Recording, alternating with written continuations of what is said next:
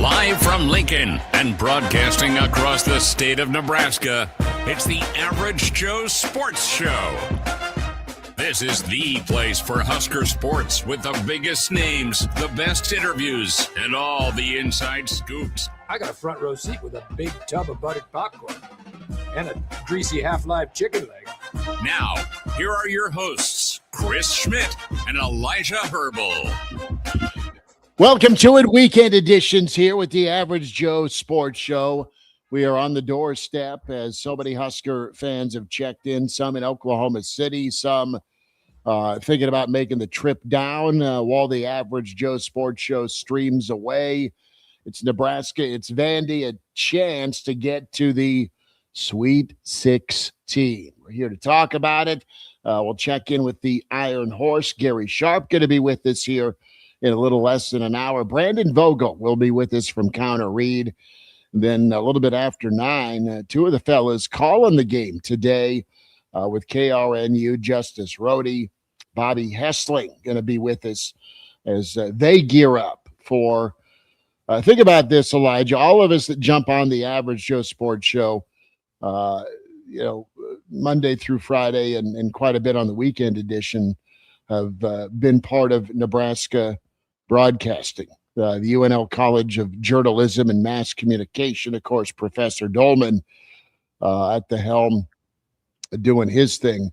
But we all got our game assignments from time to time as student broadcasters, and never got a chance to do the old round of 32 game into the Sweet 16. Good for Justice and Bobby on that. That's pretty awesome. But how you feeling this morning, man? I mean, it's been a glorious 48 hours since Nebraska made it happen against Troy in that 29-point pounding. You feel good about Nebraska and not only what they did, but how they looked. And a whole new challenge with Vandy, man. Vandy is a solid, really talented SEC team. Kind of a mirror image game when you look at both of these teams and how they started out the season. Nebraska 20-0, and then you have Vandy that started out 16-0. And I'm anxious to see Husker Nation's impact crowd-wise. I loved your tweet at Herbelessence, where you can follow Elijah on Twitter last night, because word on the social media feed was Toby Keith, the late great country music star's bar, got drank out of Busch Light. Husker Army travels. Husker Army is thirsty. And Elijah, Husker Army's not been messing around the last couple of days when it comes to staying hydrated. As they should. It's a celebratory nature, and it should be. Tonight's game, it poses a challenge for Nebraska. I don't think we have Bill just yet. Okay, we'll remove him. Yeah, well, I guess we'll wait. We'll wait on Bill. We'll see.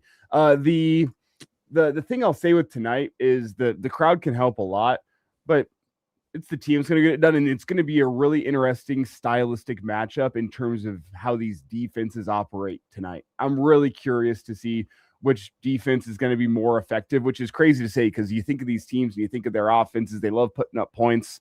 I'm not sure what the total is on this game if you're one of those people that trust the folks out in Vegas, but it might be a sneaky unders type game because Nebraska is a team that, I mean, they play the no middles.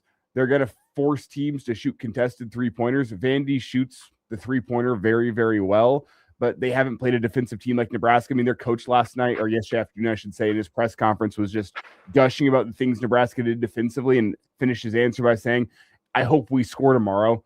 Like, he's got some nerves there, but then you turn it around. Vandy is a team that defensive philosophy, they do not want to let you get off a whole bunch of threes. They're going to run you off the three-point line, force you into twos, mid-range type shots. They have some bigger bodies they can roll with on the inside. You look at their starting lineup and you don't think, oh, that's the biggest lineup I've ever seen, but they've been known to, it's more reactionary as it is to something that they're going to like throw the first punch on, but they have been known to go big on the inside, which changes some of their defensive philosophies, but like their general philosophy is run people off the 3-point line. So if Nebraska and Vandy are in a contested 3-point shooting contest, which is kind of what it feels like this might be, who's the winner? or do each of these teams have offensive adjustments? We'll see. I'm curious to see how the offenses adjust to what the defenses are going to throw at you, because both of their philosophies are kind of, we want you to shoot contested 3-point shots, and we trust ourselves in a 3-point shooting contest against you. With that in mind, the offenses adjust. Does it end up being lower scoring than people expect? I don't know. I'm curious to see. The styles make fights, and the styles tonight, very, very, very interesting. I'll say that. Bill, I look at the styles that Elijah's talking about, and Vandy's guard play is going to be key. Are they going to be able to do what they've done and use their quickness and athleticism to get cleaner looks, to find teammates? You look at Vandy's starting front line. I mean, it's doable from a size standpoint. It's not a Purdue, Illinois type assignment. You know, it's something that Nebraska's seen before. And, you know, the whole thing with me for Nebraska, what made them look like Sweet 16, Elite 8, Final Four good, that eye test, was just not only their execution, but their confidence. And that's something I'm excited to see that maybe can carry over tonight, because Thursday night not only was a meet the moment deal that they did mentally, but physically they did what they're supposed to do and drilled a team that couldn't hang. But between the years, man, they looked back, or they played and did their thing. Like, you know what, they knew they had it, and that's big, because they can kind of go in tonight, not free money, so to speak, but from a confidence standpoint, I hope that carries over. The one constant, Bud, that will carry over, as you joined us, we were talking about Husker Nation taking care of Toby Keith's bar last night, drinking them out of Busch Light. This was a tweet that was sent out by 10:30. And no. Well, good call. 10:30 last night, but I think that Husker, AM or PM hasn't really mattered to Husker fans down in OKC for the last 36 hours. The confidence, I have confidence that the Nebraska crowd again will try and will this team to victory. Well, first of all, I apologize. I'm late. A little business work down here. I know Kraynak is going to be a little bit late too, because he's working on scouting reports on Nebraska's depth at left cornerback through 2 weeks of spring practice. So I figure we better talk basketball before he gets here. I don't think it really matters what Vanderbilt does or doesn't do. I think I've mentioned it the last couple of shows. I think this is all about Nebraska playing to its talent, playing free. It doesn't have the pressure of trying to get to Oklahoma City. It doesn't have the pressure of trying to maintain a 2 or a 3 seed to get there. They dropped down to a 4 and they still got there. Then they got the win, and they got the win in a way that they played one of their best games at the season. Now, is that relative to the competition? Maybe that has a little bit to do with it, but you know, you play those kind of games in the non-conference to get you ready for the conference season. And if you're pretty finely tuned through non-conference play, you're going to have a great start to conference play. Nebraska had the right opponent for the beginning of the season in the right environment. The environment's not going to change. So I think it's just about Nebraska playing to its game, to its strength, being confident, and not worrying so much about, you know, Vanderbilt's schemes and how unique it might be. Nebraska's unique in its own way. The way it plays defense, the way it runs its offense. Few teams, I watched a lot of games just to try to see if there are teams mimicking what Nebraska does, and I don't see it. I don't see the same kind of defensive effort, and I sure as hell don't see very many teams with the leadership and mindset that team has. So many teams that, when you listen to games, well, he was such and such a player at Towson State last year. He was a great player last year when he was at Virginia, and after spending his first season at Lafayette, and now he's at Arizona or Missouri. It's players move around so much, and I know Nebraska's had player movement, but I don't think any team in the country has the kind of camaraderie and chemistry that this Nebraska team does. So I think tonight is all about Nebraska just playing its game, and trying to get Vanderbilt, to succumb to 19,000 Nebraska fans that'll be there. And that's what's interesting about a weekend like this, where you're in the NCAA tournament, and it's a new experience, but you can do what you can to game plan across 36 hours, but it's not a 4 or 5 day prep like some of these teams are going to have, where you can pull out these intricate game plans and really locked in with your team and be playing like a completely different team one game after another. As you said, Bill, it is about, you got to do what you do. And can you have little minor tweaks that you pick up on in film that you try to institute quickly? Yeah, sure. But at the end of the day, especially the round of 32 compared to the round of 64, you're going in, you are what you are as a basketball team. And you're going to go play another team that is what they are. Like, you're not making wholesale changes in this short amount of time. You're going to the film room in the hotel at 9 p.m. after your game is over. You're going to watch some film. You're going to wake up the next morning. You're going to try to do a little bit of install. When you're not doing much work on the practice court, it is what you see in film. Try to institute it with a more mature basketball team, and it's minor tweaks at this point in time. So it's less about what intricate game plan Fred Hoiberg pulls out or Vandy pulls out, and more about what kind of basketball team you are. There can be some tweaks, but with this kind of short prep, you are what you are. When they make the bracket, you take a look at your bracket, and Nebraska knew that they might play McNeese State, they might play Vanderbilt, and they were definitely going to be playing Troy. You know that going in. You know that going into the game on Thursday night. So they've already had scouts ready to go. The one thing that, and I suppose Vanderbilt has a head start on it now, there's no way anybody who was going to play Nebraska was going to be prepared to be playing a road game in the first round of the NCAA tournament. And Troy was overwhelmed by that, I think, at some point. And Vanderbilt can say, yeah, we play in some tough environments in the SEC, and they do. Let's face it. Kentucky's not an easy place to play. Tennessee's not an easy place to play. But the crowd could put a little extra pressure on Vanderbilt that most teams don't have to face when they go into the tourney. Look, the NCAA tournament is a corporate affair. If you watch the NCAA wrestling last night, that's raw. That is raw energy. And at the NCAA tournament, you don't often have that kind of environment and atmosphere. I've been to 3 or 4 Final Fours. I've been to 3 or 4 NCAA wrestling championships, and nothing compares to the NCAA wrestling championships. However, the atmosphere on Thursday in Oklahoma City was unlike anything any other team has probably experienced in the history of the tournament. And Vanderbilt's going to have to, adjust to that fairly quickly, or they might get overwhelmed and Nebraska might catch a wave like it did the other day. There's never been a game in the NCAA tournament like last Thursday. That's totally fair. Chris Weber's comments. Sorry, fellas, if I missed the Weber stuff and the fan base stuff. I had the mad German out of the basement. She was literally trying to knock the door down because she wanted to go find her big red ball. So Brandon Vogel with us in Counterread, counterread.com. Vogues, we're back. How you doing, man? Thanks for spending time. And man, what a dream that continues for Nebraska basketball as front and centered.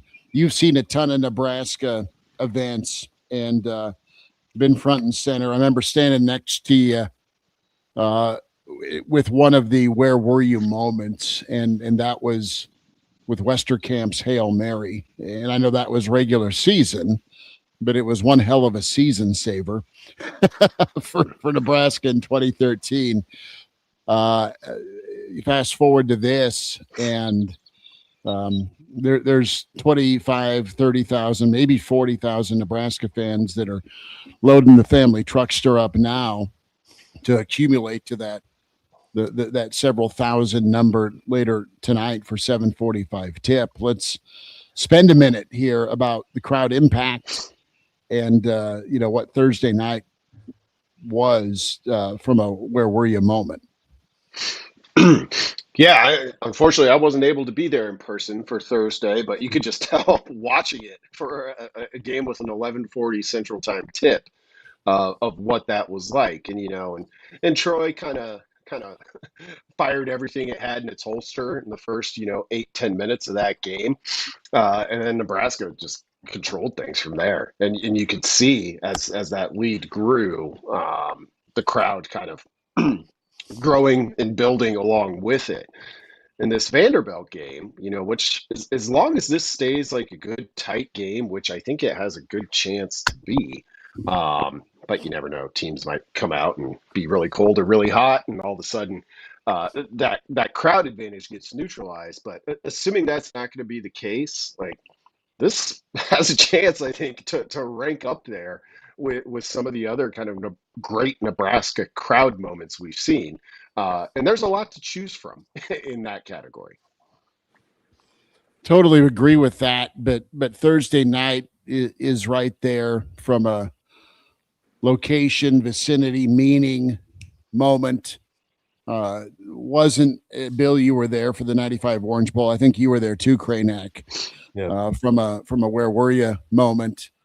And just the invasion of Husker Nation is what's really awesome. And the teams embrace that. I love Fred's attitude and thankfulness for it. And that defense that needs to travel did Thursday night, but that PBA South energy also isn't really a fair fight for the opponents. Vandy gets it. I mean, even some of their players were talking about it, just peeking at Vandy's road record. Nothing horrible, but it's not exemplary. It's not like they're taking on Michigan from a comparison standpoint of who did so well on the road. So making this thing a uphill battle at a, quote, neutral site is impressive. As good as Kansas City was for Nebraska this year in football to get the season kicked off with everyone making their way down there, this has been tenfold from an excitement level standpoint. If you're the NCAA, do you want that? Right? Like, of course you want the ticket sales. That part's good. But in terms of it being a neutral site, how do you think event organizers play things like that? Like, if they had to, like, if they knew, would they have done something different to try to even up the audience, or are you just good with that? No, let the market do what it does. They had to have known with Memphis a couple of years ago that there might be at least 8 to 10,000 Nebraska fans in Oklahoma City. I doubt that the NCAA, when they dropped Nebraska on that 4 line, thought it was going to be 18 to 19,000 Nebraska fans. It's really remarkable. And clearly those, who have establishments weren't prepared with their Busch Light either. So, but look, the NCAA, they could use all the money that they can make in whatever way they can. So that would they redraw it if they knew it was going to be like that and put Nebraska in Portland? I don't know, but I doubt it. You want to. This makes too much sense. You want an NCAA tournament that has attention, that has fans that go out there and support. And hey, if the fans want to travel out there, who's the NCAA to take that away from them? Like, look, they put Nebraska and Vandy in a primetime slot tonight. Yeah, there's a reason why that game is at 8:00, 8:45 Eastern time. They want Husker fans to go drive down throughout the day. Well, but they know it's going to be great TV. They know that there will be it'll be a great atmosphere to watch. I mean, God bless Nebraska women's basketball getting a chance to play in Cameron Indoor. But I've seen, junior high boys games and girls games that have had more people in attendance. It was a family and friends only. I mean, there were benches on the floor, the plank seating on the floor at Cameron Indoor that was empty. And that was sad to see because that was a, pretty entertaining basketball game minus the officiating. But the people were not there. They weren't even really there for the Duke game beforehand, and that's just a bad optic. In CBS, I don't know if it's on CBS tonight, or if it's on TNT or whatever network. I mean, it's on at that time for a reason, because it will be a showcase for the NCAA tournament, the atmosphere and everything. It's absolutely part of the madness, the venue, the crowd, the sound, the roar, and then two teams that look to be pretty entertaining to watch together. Vogues, what are some keys for you, man? What are you circling as this thing tips off in a little less than 12 hours? Yeah, there's a couple of them. I think this is a pretty intriguing matchup. The key one, I think, Vanderbilt ranks in the 90th percentile in effective field goal percentage. Nebraska's defense also ranks in the 90th percentile. So, like, big picture, like, who wins that? Does Vanderbilt shoot like it normally shoots, or does Nebraska defend like it normally defends? Is it a stalemate somewhere in the middle? If it's a stalemate somewhere in the middle, then you probably got a pretty good game that goes down to the wire.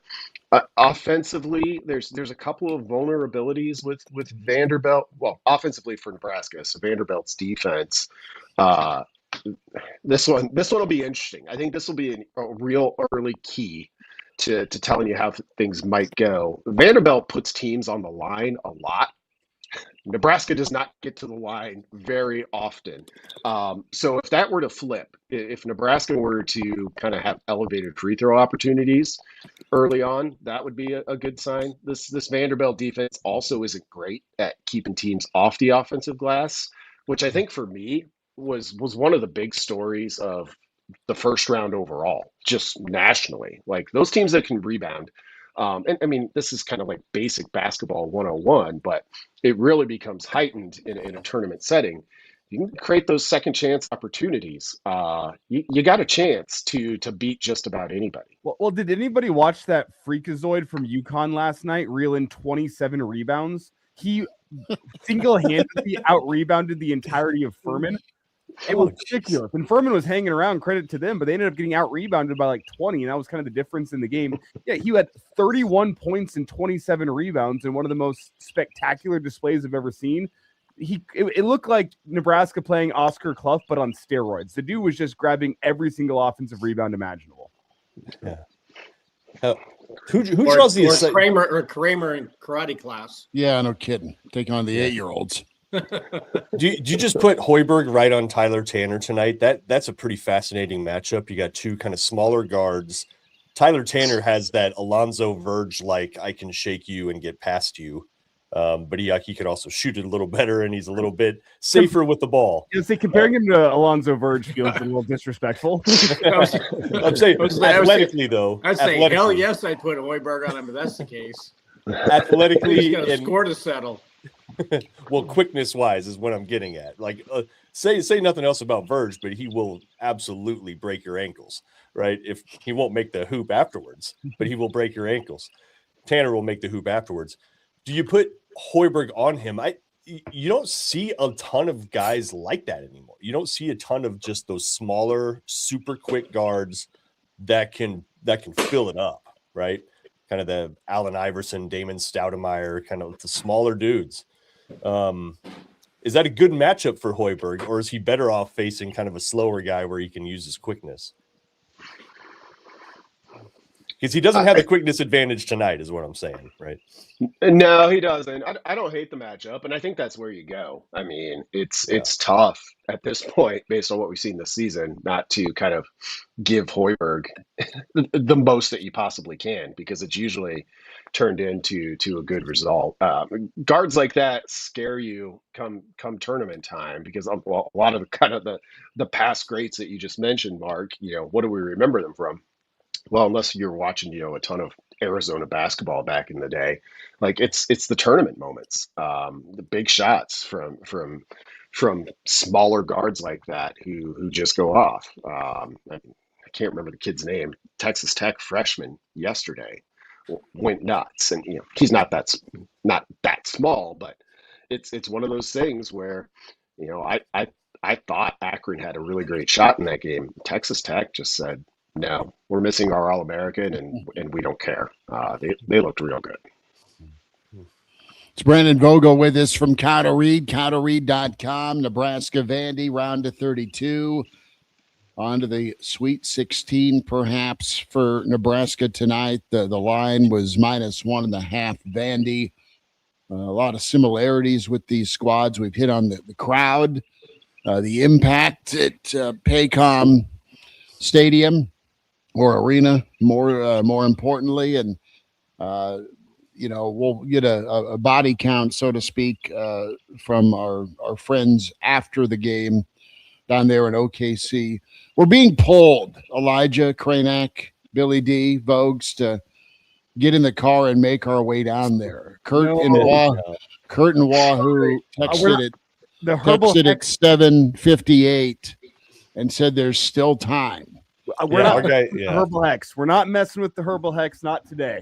Not with a chance to go. But I told him. I've been to too many road football games with Schmidt.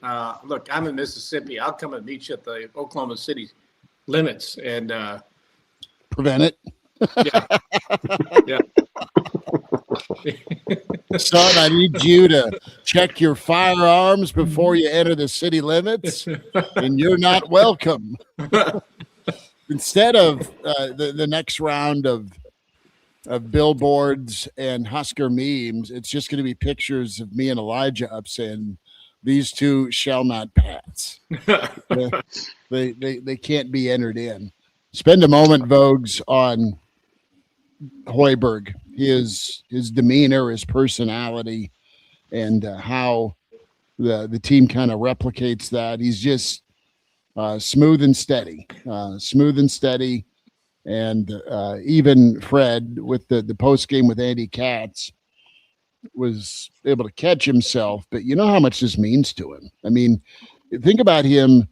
You know what happened in Chicago, and then the first 3 years here, where you go from, all right, let's go grab talent that may not be bought in or coachable. Did that.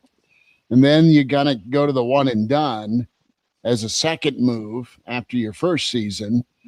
And it's not that you didn't recruit guys that could play in the NBA. You had 3 guys end up getting looks, right?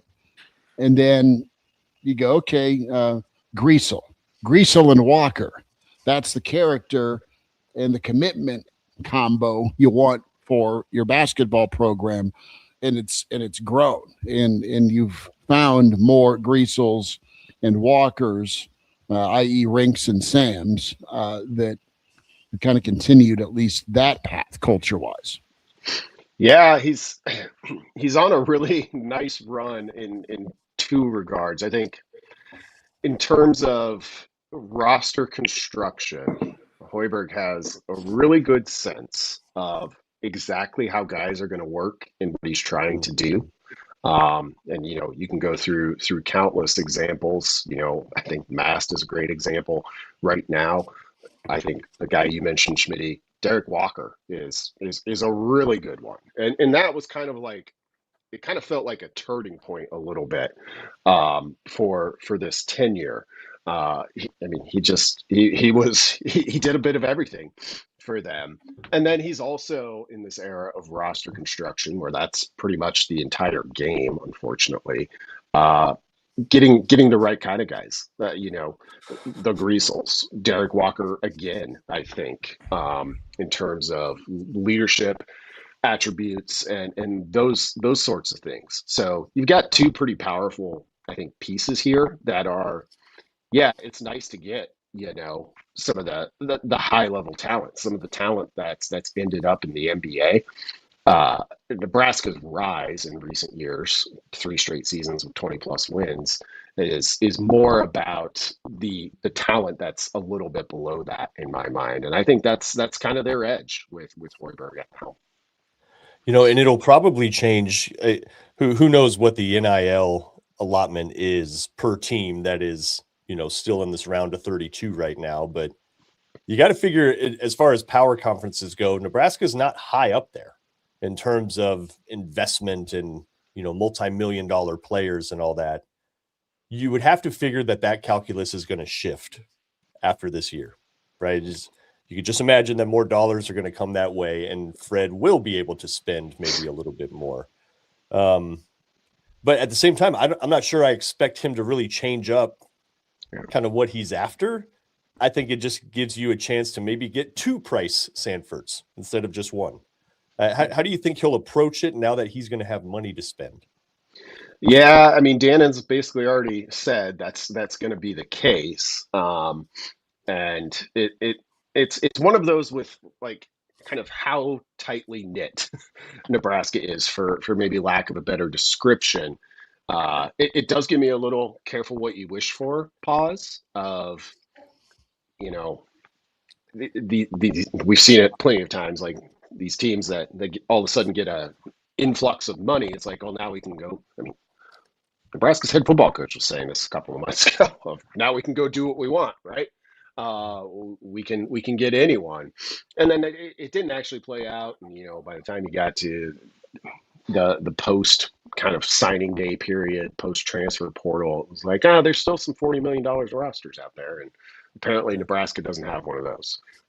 So it's one of those where, because Coach Hoiberg is who he is, though, I'm with you, Mark, in that I don't think it would change drastically. And as long as you can focus on fit and kind of the intangibles, the two things that I think are Nebraska's strength and roster management, having a little extra money can be just a little bit of a bonus. But it can be a fine line to walk. Well, let it also be known for certain players out there, and you kind of look at the Yaxel Lindenborg situation last offseason, where apparently he took a discount rate to go to Michigan as opposed to Kentucky.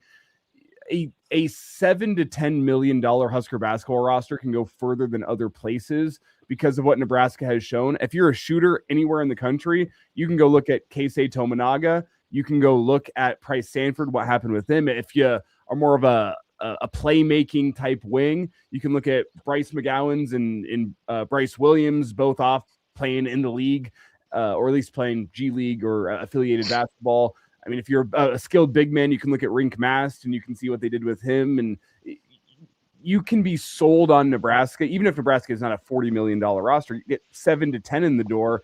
That can go a long way because you can go sell to guys out there in the transfer portal. Look what we've done with these guys in recent years. We can do that with you as well, and they could potentially come on a discount rate. But it should also be noted, I think as your NIL dollar goes up this offseason, numbers for guys within the team like Price Sanford and Braden Frager, they're going up. And the better Price Sanford plays in the NCAA tournament, the louder NBA draft buzz will become and the more you'll have to pay him. So, you'll obviously root for success for that guy because Nebraska needs it, but the better he plays, the more his number is going to be this offseason.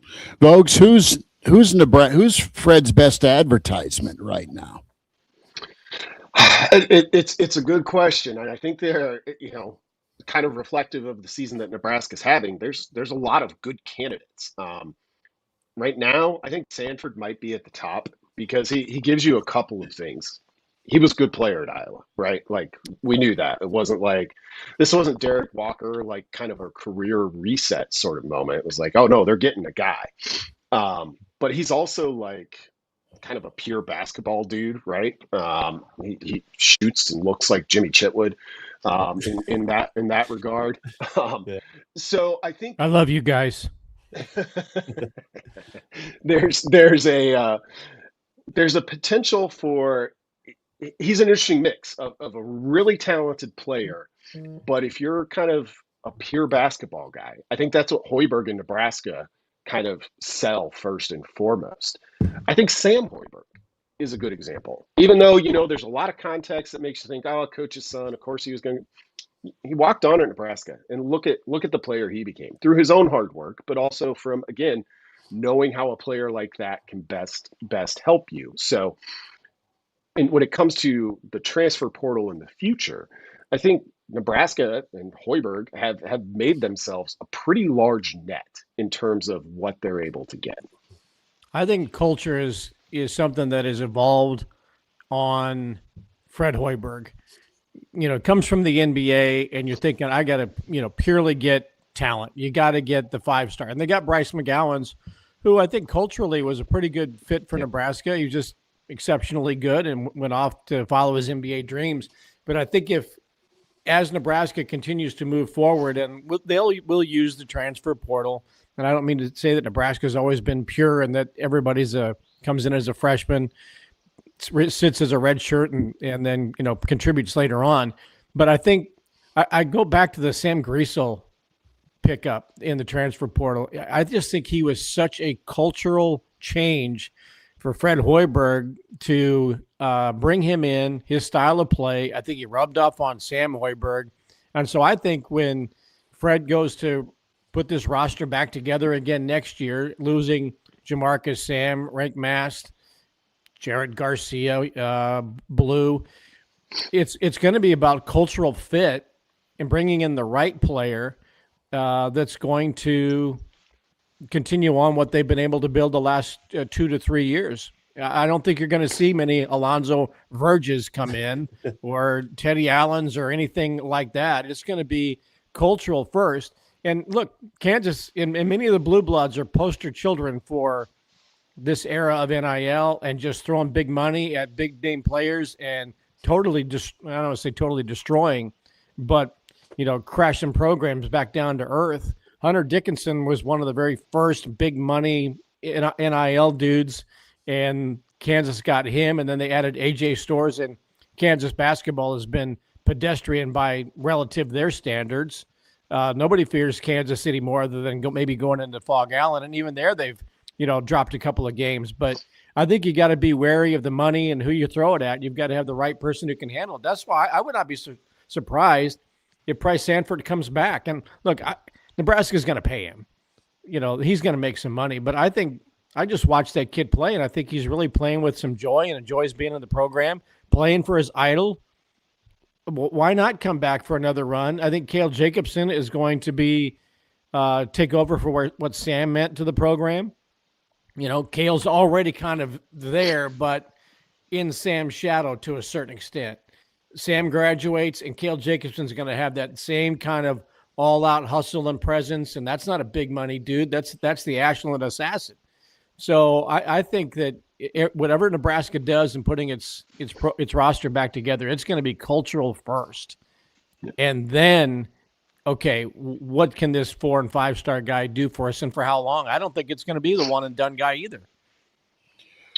The guy that kind of embodies the work ethic, and then just needing a shot, and then just seeing the confidence grow along with the development phase is, Sam's there, but I think Cale's had some monster moments this year, and he's made some plays, and he's not shoot first, shoot second, shoot third guy. It's like if he's wide open, he's kind of forced to take it. But I like I like the toughness Cale Jacobson brings, and he just does whatever the hell he's asked at 6'4", and he can bang down low in the paint. He can also handle the ball and guard you up top. And he's just such a smart player. I really enjoy what he's brought to the team. And, if he goes in and kind of air quote surprises you, that's usually a win for Nebraska. Yeah, it is. He's, in terms of shot making, like, he's good enough to give you what you need, but his superpower is he usually knows what you need, and that's a lot of different things over the course of the game, whether it's rebounding, defense, whatever it may be. So it's Nebraska doesn't go very deep on the bench. So I think you're right, Schmitty. Like, Cale ends up being kind of an early return on how things are going to go, and if he comes in and produces and has some production in those first couple of minutes that he gets on the floor, Nebraska usually ends up being in a pretty good spot.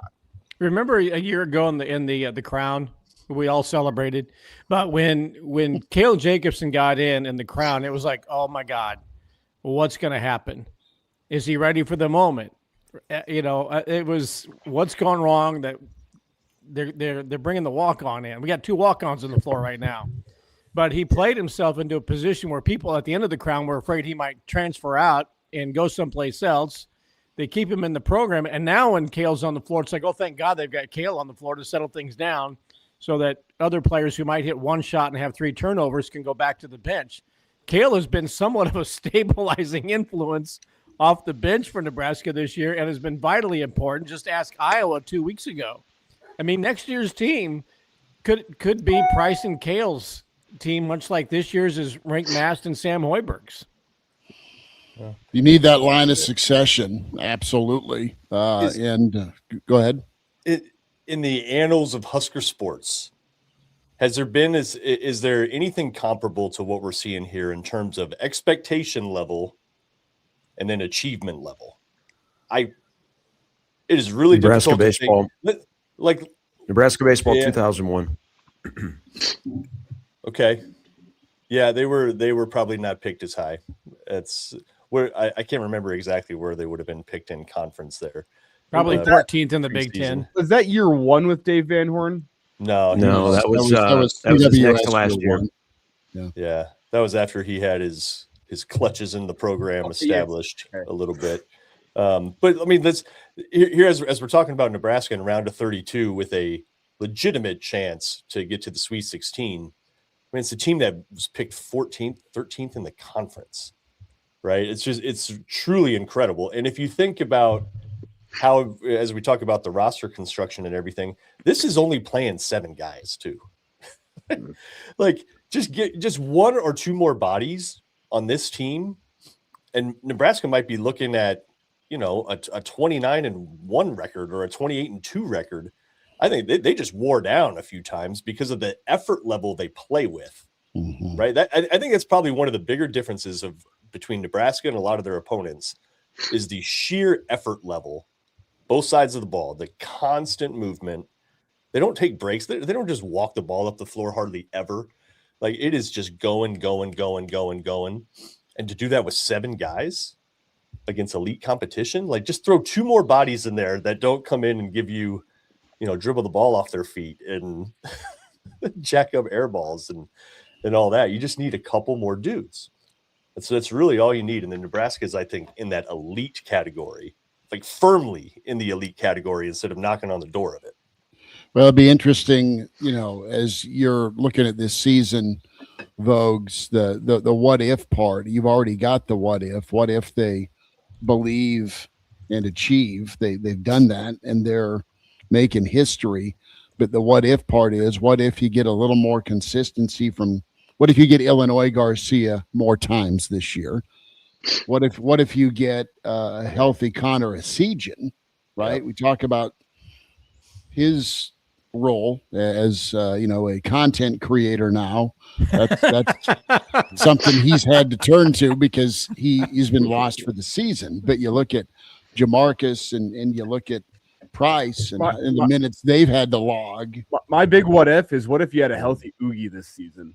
Oh, I know. You shut him down. I wonder if Fred is regretting that. You're going to have him next year, and I think he slides in as a great, maybe not rink master replacement, but a rink master adjacent type guy that has some skill that can pass the basketball, you think can follow in his footsteps. But I wonder what you'd have if you had a legitimate 5 guy that could come off the bench and play somewhat like rink. That's kind of the big, I think, what if in my mind with the guys that you don't have on the court this year. Vogues, tell us, partner, about Counter Read, what you and Aaron got rocking here as things get set for OKC. Yeah, I think there'll be some things to talk about after this weekend. So we'll fire up our live chat again for tonight's game. If not everybody's are in Oklahoma City, maybe some people can hop in there and hop on that, or heck, do it from the arena. You can do that. Keeping an eye on wrestling, of course. So these are fun weeks for those Monday newsletters, which kind of become a little bit of a weekend recap. So that'll be coming up next, and hopefully we'll have more basketball to write about throughout the week next week. Should be awesome. Thanks for giving us time this morning, bud. Appreciate you. Yep. Thanks, guys. There he is, Brendan Vogel with us, and apparently James has said it is Coach Sharp this morning. Yeah. The Iron Horse checking in. We just call you Gary. How are you, dude? Do we just call you Gary when you wear that? You're not Gary. Like Coach Matt. You just call him Coach. You just call him Matt when he has his hat. Yeah, you know what? So I like this hat, but I don't like it the front of the hat. I think it's a better backwards hat. But when I went to buy it, it didn't say what is the backwards hat? Only. Well, we wouldn't know what it is. It's a very bland, stylish hat. I feel like I should. Yeah. I feel like I should be like Elmer Fudd. But it just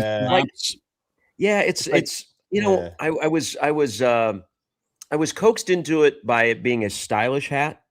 I like to wear cool hats like we all do.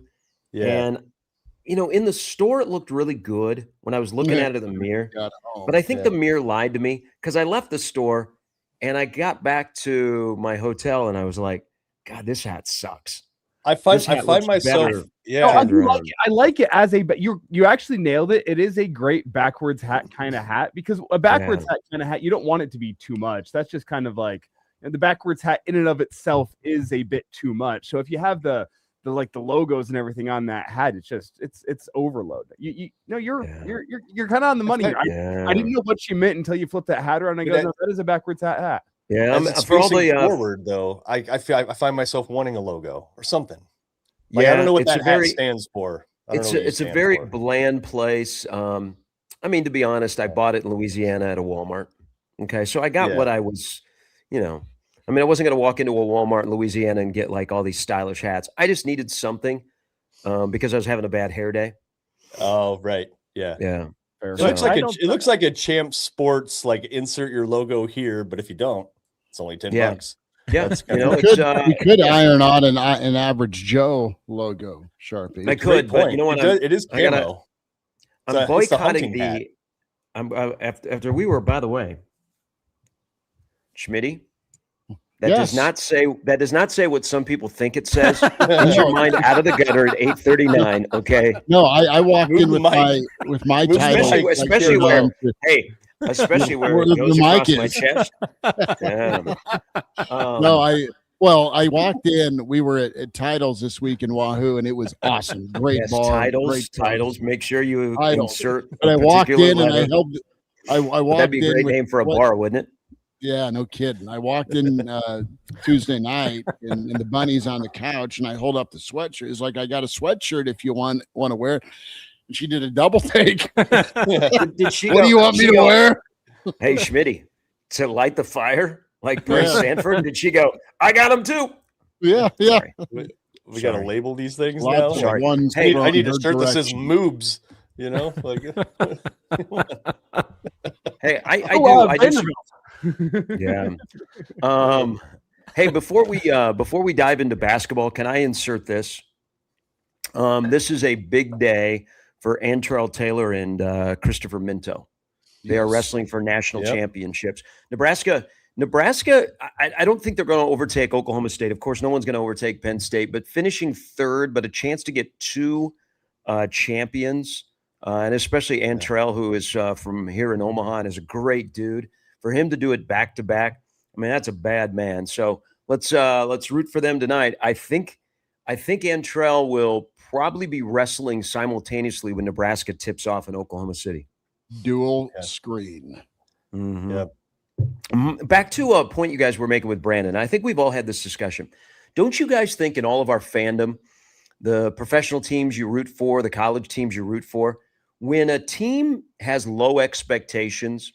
And, there were quite a few of us that when the Big Ten poll came out and it said 14th, we were like, I think Nebraska's going to be a little bit better than that. But, man, are they going to be 12th? That when you exceed the years that you are so much better than your expectations are the most enjoyable years. And I think what we're seeing, and this team is extremely likable. And I also, we gotta say out loud, they're a good basketball team. Mark, you brought up there a few guys from Elite. That's true. But they're a good basketball team. And, the connection with the fans, and we've seen that Oklahoma City was not properly prepared for an invasion of the state of Nebraska, but they have embraced all of their money. They just have run out of beer, and they've been overwhelmed and understaffed. This is a true story, by the way.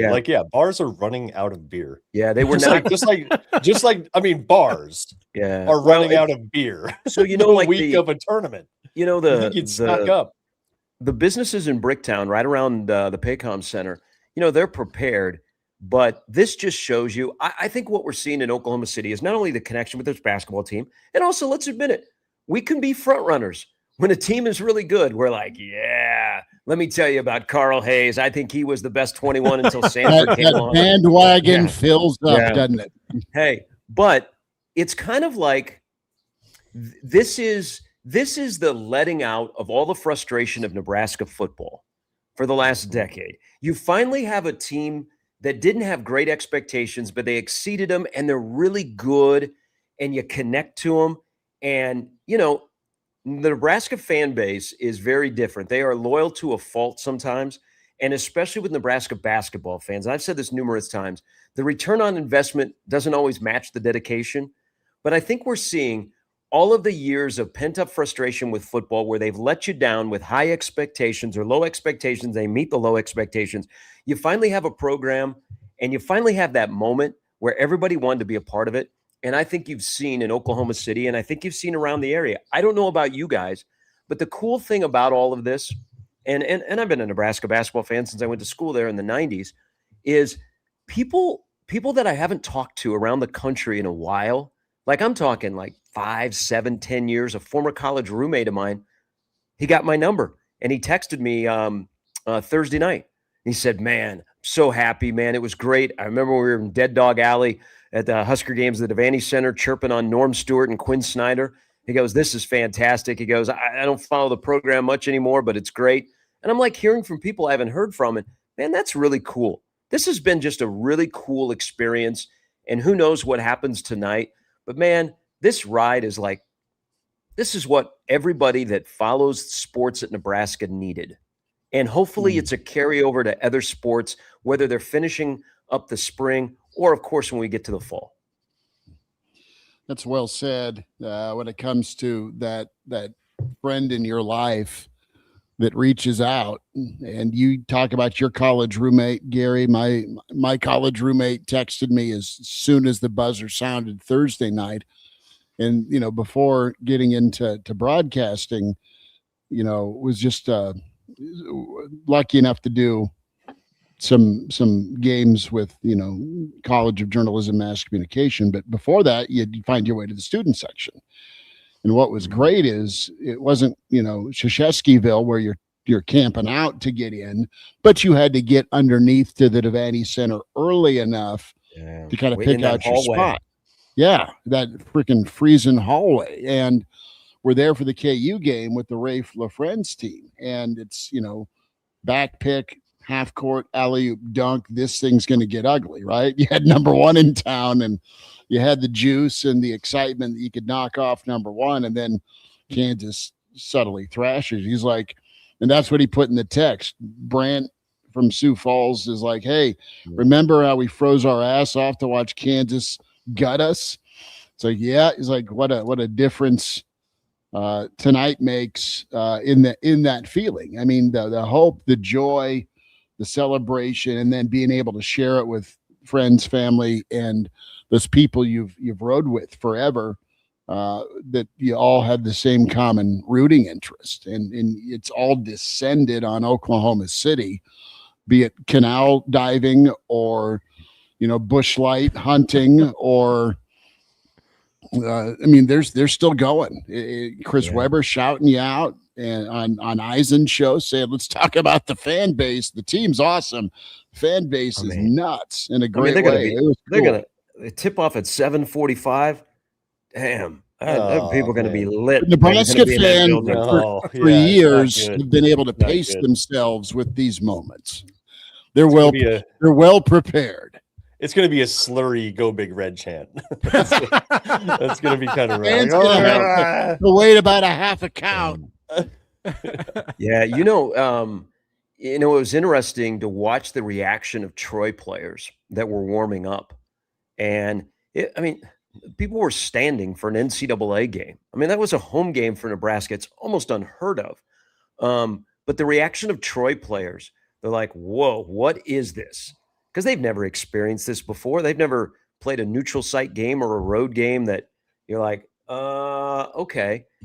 Watch the Vanderbilt guys during warmups. Now, they played in some hostile environments, but still, you're at the NCAA tournament where it's supposed to be a neutral site, and it will be far from it. And so kudos to everybody. This has been fun. And, we can discuss, has Nebraska achieved their goals? Is it considered a success by what they've already done in Oklahoma City? Or are we greedy now and we want another one? Whatever it is, we will always have Thursday. And to have Thursday in that manner, where it wasn't a buzzer beater, it was a 4 versus 13 that looked like a 4 versus 13. The top 4 seeds in the tournament are 16-0. Cinderella is dead. Bye-bye. Her slippers have been taken off and she is bedridden. Thrown into the canal. But to win a game like that, it's almost, like from 1986 all the way through a couple of years ago, it was like cathartic to beat Troy like that. Not sneak by and not, go, oh man, they didn't look good. They just lucky they were playing Troy. No, they look like the team that we fell in love with back in December and January. That's the thing that gives you a ton of hope for today. They keep it going. We'll check in with Justice Rhody and Bobby Hessling. They are on the call for the mighty KRNU tonight, a little bit after 9. Good for them. What do they, Bill? What do they zap you for rights fees for that, for college stations? 0. Now, really, for college stations? Yep, we don't have to pay anything. That's awesome. I was a little nervous when I was going through all the paperwork the other day, and they sent me the contract, and it said Husker Radio Network, $7,400. I'm like, whoa. I got a $27 million question for you here. We're a college station, and look, we're cheap bastards too. So shout out to Bobby's dad who used points to get him a hotel room. So the kids really upgraded that Marty unit to be able to transfer. Remember that thing about getting electrocuted during the Ken Harvey era? Yeah. Yep. Nebraska, Mizzou. God. Yep. Holding that thing outside of the Buck Belcher little shed there. I'm glad they don't charge college. I'm glad they don't charge college stations, and they also gave them a good spot because they were right next to Jessica, Kent, and Jeff. But you're right.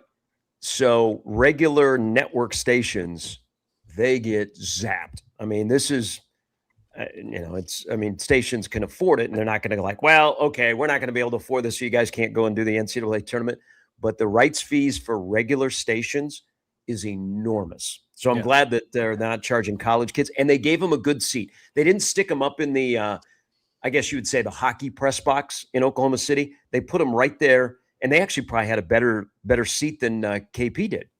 And is it per game too, or is it just per tournament? Right? So you get grease per game. And you can't stream it, so all the Husker Radio affiliates can't listen to the game on a stream. And now, I'm sure they got a special dispensation to Eric Kent's the call at the end, because you're not supposed to even play highlights. You cannot re-air. The rules and regulations for broadcast are pretty. They lock them down, and so I'm pretty sure the kids are going to get a chance to put the game on their reels. I certainly hope so. And I think we may try to play part of the broadcast over KRNU at some point. But yeah, it's been fun to have them be able to go down there. And the NCAA has been very, very good to us. And the athletic department, I need Seamus McKnight and Keith Mann and Jeff Greesh. They have been so good to us. And, we've been to all but Rutgers, the California games. I think we've only missed like 4 or 5 Nebraska basketball games this year because we've had kids on the road at Chicago at the Big Ten tournament, Minnesota. I don't think we went to Michigan, but look, we got students who are willing to do it. So I'm thinking about re-enrolling just to see if I can get my career resurged a little bit in that department. It's going to be good demo reel stuff for them. Really is. Well, this is probably too inside baseball, but I mean, Elijah and I were talking about it. We all had the opportunity to do games for Nebraska students, and it was awesome. And Kraynak, you and I connected in class, but over baseball. And, we've worked together a lot of years, but never a second baseball game because Ken Harvey's got a walk-off job going. And I kind of just start screaming because I was excited. And Kraynak's got the mother of all sweet home run calls. And I did piss all over it. Kraynak turns and looks at me and he's like, dude, I love you, but you're never working with me again. And then he throws me out of the booth. That's not true. This look, because Kraynak just turns and it was like the cameraman on the infamous South Park episode with Wheel of Fortune, where the cameraman turns and looks. I know. Yeah. I would have been huge if it wasn't for that moment. I'm I would have sorry. been huge. Still sorry about that. Bill, you got to go dive into the Yeah. archives and go find that call. Not because the call would be great, but I just want to hear what Schmidt's voice sounded like in college. Exactly like it does now. That's exactly. Somewhere, Yeah. somewhere, exactly somewhere like it there's does now. there's a tape of Josh Brown's game winner against the Buffs in 2000. That was the game I got assigned by Rick Alloway. It was 2000, not 2001, 2000 Nebraska, Colorado. What the hell was Gary Barnett doing on that kickoff? Well, he is still a little perturbed about that. And what's even funnier is the booth next to us was Barnett's family. So Gary's wonderful wife I'm making eye contact with her as the kick goes through.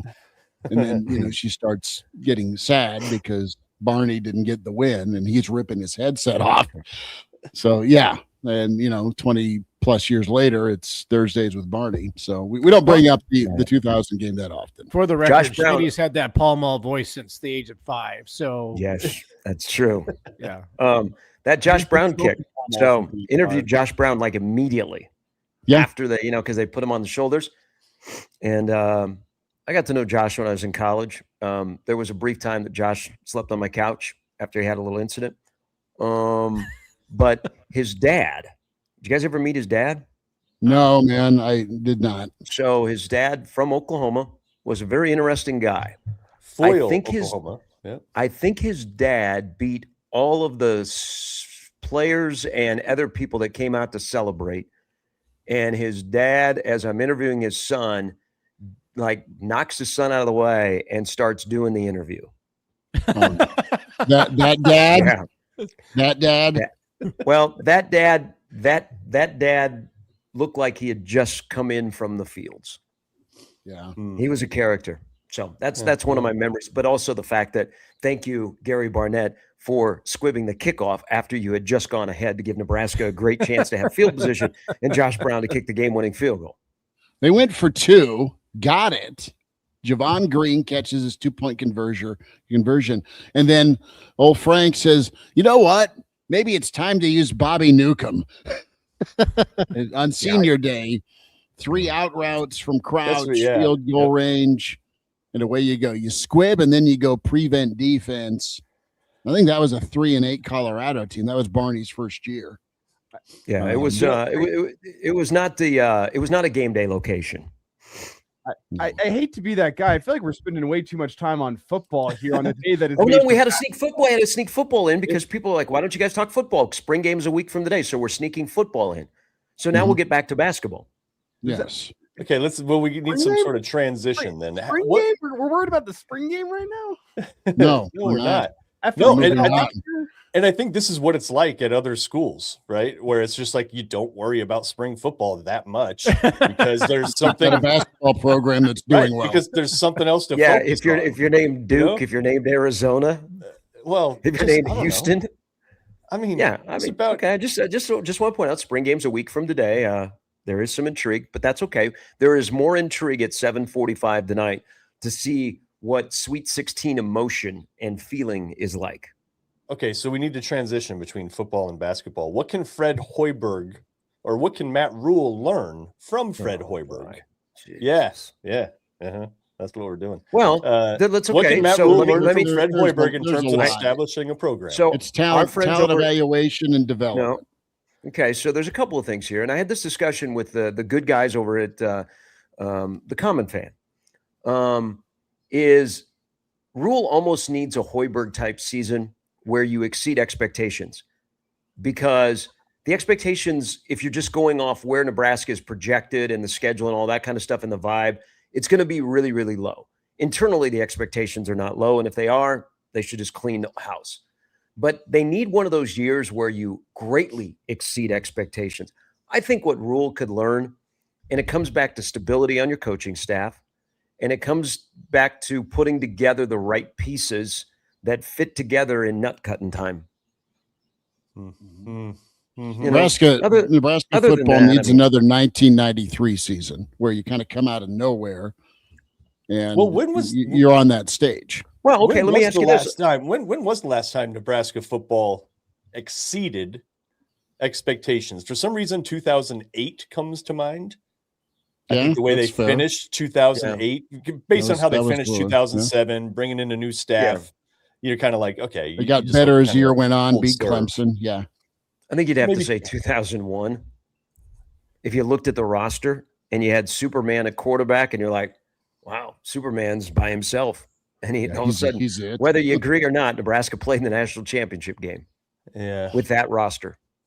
How about a little less, if you want to take a page out of the Fred Hoiberg deal at this moment, maybe a little less media.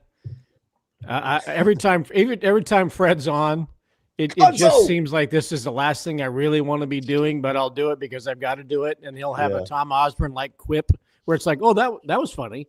I maybe your Monday press conferences, maybe after practice, media gatherings, but all the other stuff and the hype selling and all that, and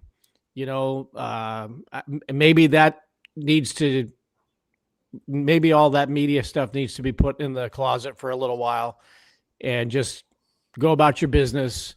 We don't need to have the explanation of why there's no spring game because people are stealing might steal our players. That was a jump the shark moment. Let's have a wooden horse rodeo instead, and bench press contest. And they just didn't have a dance off was the only thing that was missing last spring. It's truly a jump the shark.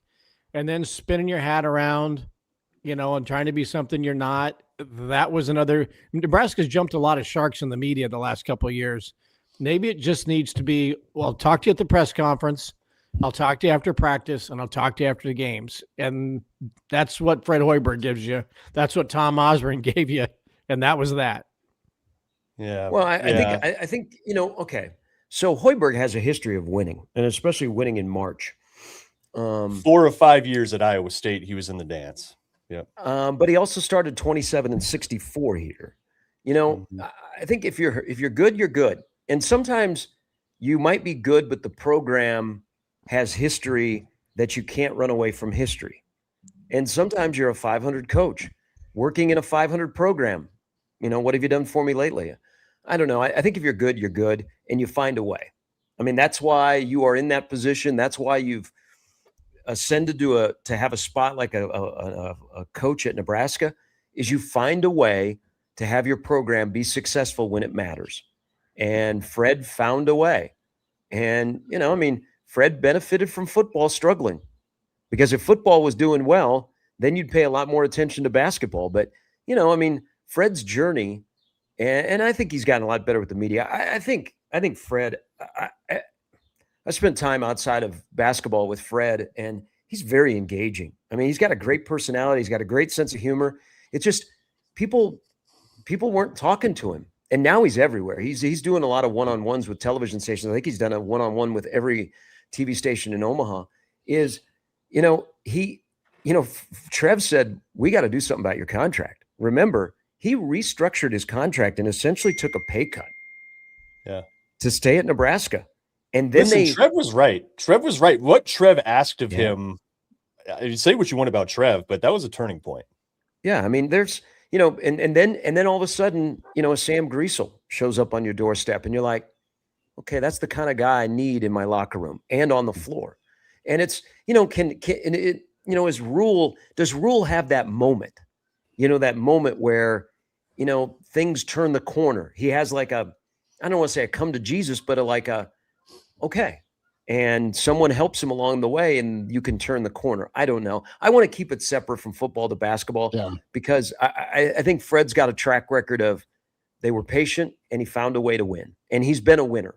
Okay. Yeah. He's won places in college, and he's been on that stage where he's won those big games and gotten close to the ultimate prize. But when I talk about Sam with Fred in the media, he's accommodating to every request that comes his way. If there's no request, he's not going to go seek it out. I don't, even though you got to do that. And I get, Rule's got to get out there and sell his program, but there's a difference between being accommodating and being good. Tom was accommodating. Tom didn't shut down the media either, but it's one thing to accommodate all requests when possible, and another to seek it out and not have something to back it up at this point. Yeah. Win games that matter. I mean, people pay attention to the games that are sexy, and we want to be sexed up. And Fred and his team has sexed up a lot of Husker fans this year.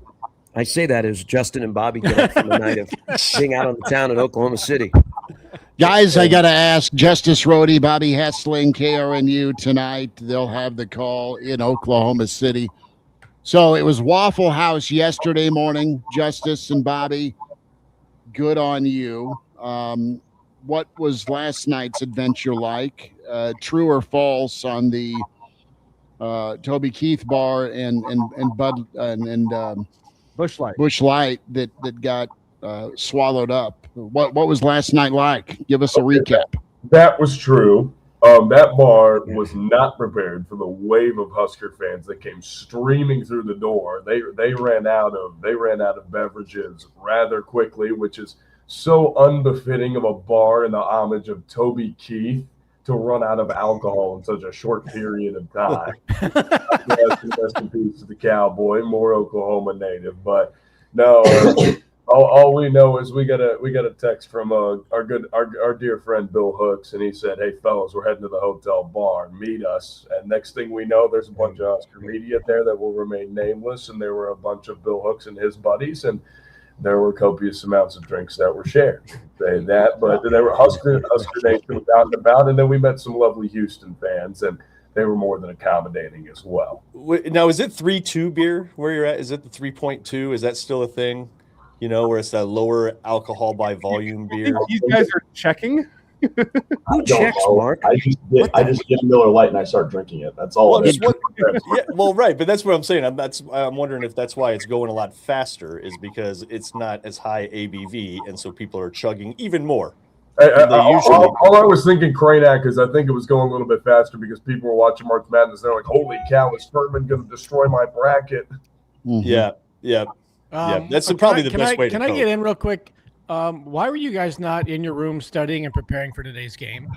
They were. We got told to FO for Pick'em. They were earlier in the evening. Vandy game notes. How many different game notes do you want, Bill? I have it all. I don't know, you notice those highlights start squiggling. Well, I even thought Justice Rhody made his way to the Vanderbilt press conference and was asking questions. Yes, Justice, I heard you, even though you did have your question. The question that I have for you fellas, and we laid this out in the beginning of the show, it's a very interesting matchup of styles where both of these teams, they kind of have slightly different philosophies around the three-point line, where Vandy wants to run you off the line and force you into twos, whereas Nebraska wants to absolutely pack the middle and force you into contested threes. Vandy's a great three-point shooting team. What's your take on kind of this defensive stylistic matchup that we'll see? Can Nebraska get off threes on the offensive end? And to flip it around, can Vandy actually force such a great three-point shooting team like Nebraska, who shoots 50% of their shots from three off of the three-point line? Well, I don't know if they're going to run them off the three-point line. I think Vandy's going to allow them to take three-point shots. The quality of those, I would call into question, because Vandy has two guys that are towards the top 5 of the SEC in steals per game. Duke Miles has the Vanderbilt program record for steals in a season. He's averaging 2.7 a contest. Tyler Tanner's right behind him. He averages 2.3 steals a contest. So those are two guys who really love to get handsy, love to pressure the basketball in a half-court man-to-man setting, and then try to get out and run from there. In terms of the defensive matchups, it's going to be pretty much like for like with those guys. Maybe Buchton, Gel, and Mass down low are a bit more physically formidable in terms of the height to weight ratio, but those guys in the middle, Okereke and McLaughlin, those guys are built like, brick walls down there. There's not an ounce of fat on those guys. It is all muscle with those dudes, even though they're 6'7" and 6'8", standing on the interior. It's 245 and 250 when you look at the weight column. So those are guys that, and we got to see them yesterday up close and in person. Those guys are rock solid, man.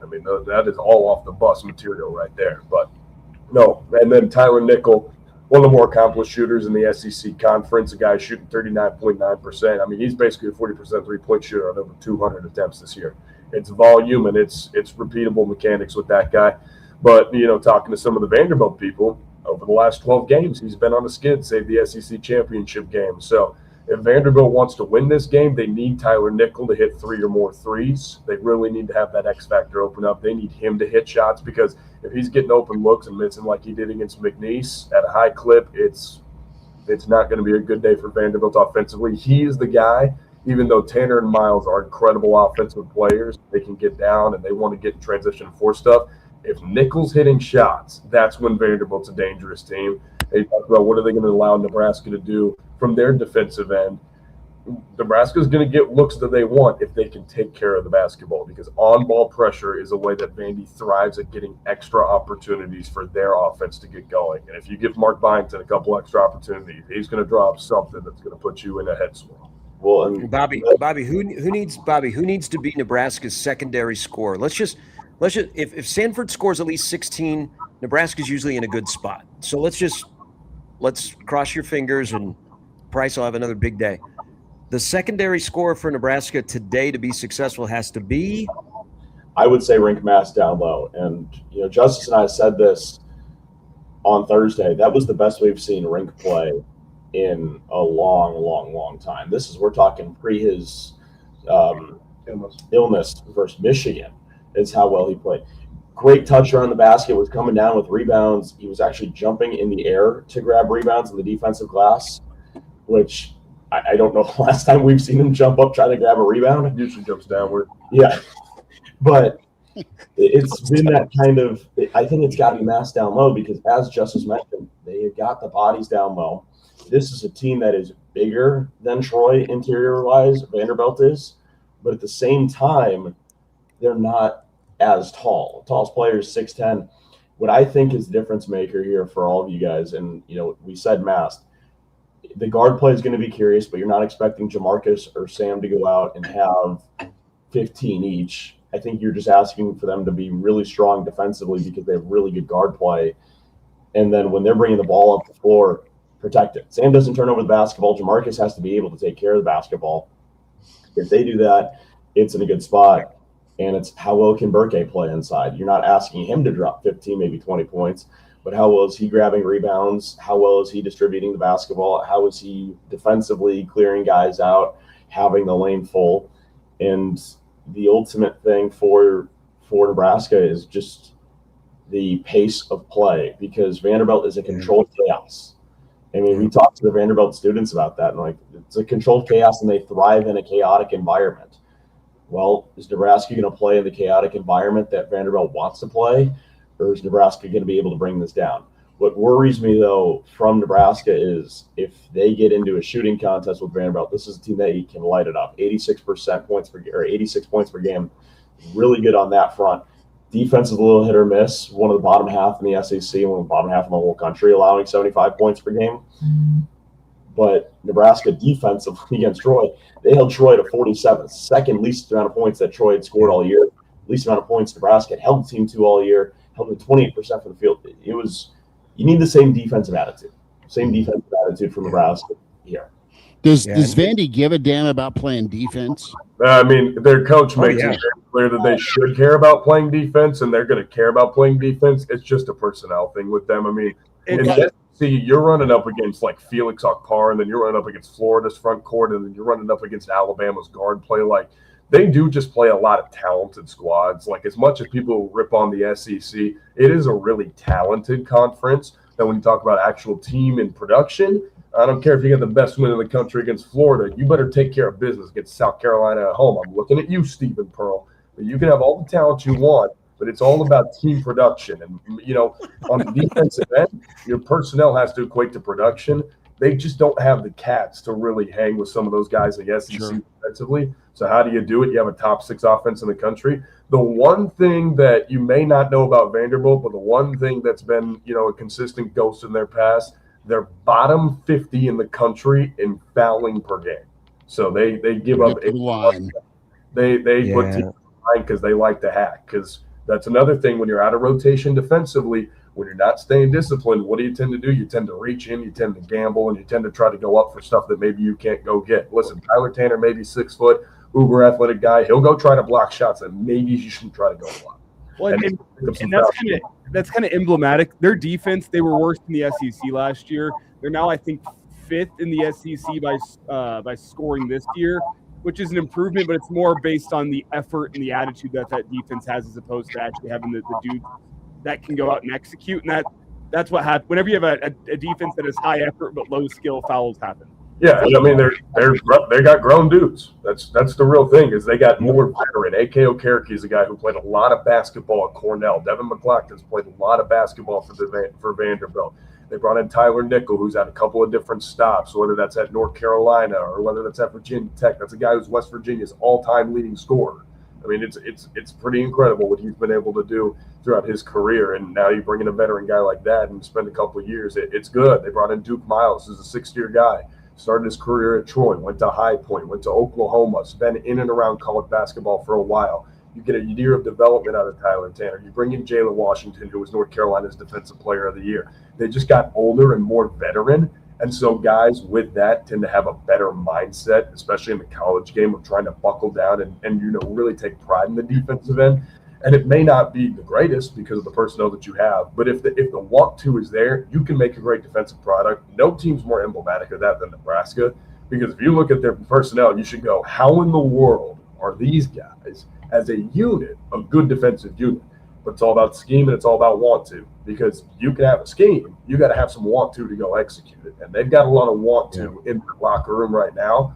The same thing's happening with Vanderbilt. They just got older, more veteran guys, and they've been able to produce because they got an NBA player in the backcourt and a guy who's played a lot of, high major college basketball under his belt now, Duke Miles, and has put together real scoring production. There's something let's hope Nate Lesnar slept well last night. It's going to be huge today. And what is that game plan going in? If you're Coach Hoiberg, if you're Coach Lesnar, are you putting who do you like on Tanner going in? Do you like Hoiberg on Tanner? Do you like Jamarcus on Tanner? I think I would probably, because Sam seems to like to chase guys and detonate actions off the ball and then get switched on to the on-ball guy. I would probably start Sam on Duke Miles, and I would probably start Jamarcus on Tyler Tanner, because straight line, lateral quickness, I think the only guy who might be quicker than Sam on the team is Jamarcus. So you probably want that guy navigating with Tyler Tanner. And also, Jamarcus is like a legit 6'3". Tanner's probably 6 foot. I'll give him 6 foot. I don't know what the in socks measurement is, but I would give him, probably the edge height-wise over Tyler Tanner. I wouldn't be mad if they tried to overwhelm him size-wise and just give him an athletic guard who can also, range and take him out. Remember, this is a guy, Jamarcus Lawrence, who, while Nebraska loaded up the side against Iowa, was a guy who held Ben Sturts to 11 points. I mean, there's not a lot of teams in the country who can say they did that. And they executed a defensive game plan against a guy who's going to be an NBA player. There's another NBA player. Are you going to load up the side against him, or are you just going to take him straight up? Because they did show some new stuff in pick and roll coverages against Troy. Mast was really hedging a lot and really trying to show and get the ball out of the Campbell brothers' hands in different scenarios. So they're showing a couple different wrinkles there. Wouldn't be surprised if they use some of the bigs just trying to get involved, maybe Newton on a hard hedge, see if they can blitz Vanderbilt and get the ball out of Tanner's hand, get them in rotation, make them take a tough contested shot, or maybe make Okereke or McLaughlin make out of the short roller in the short corners.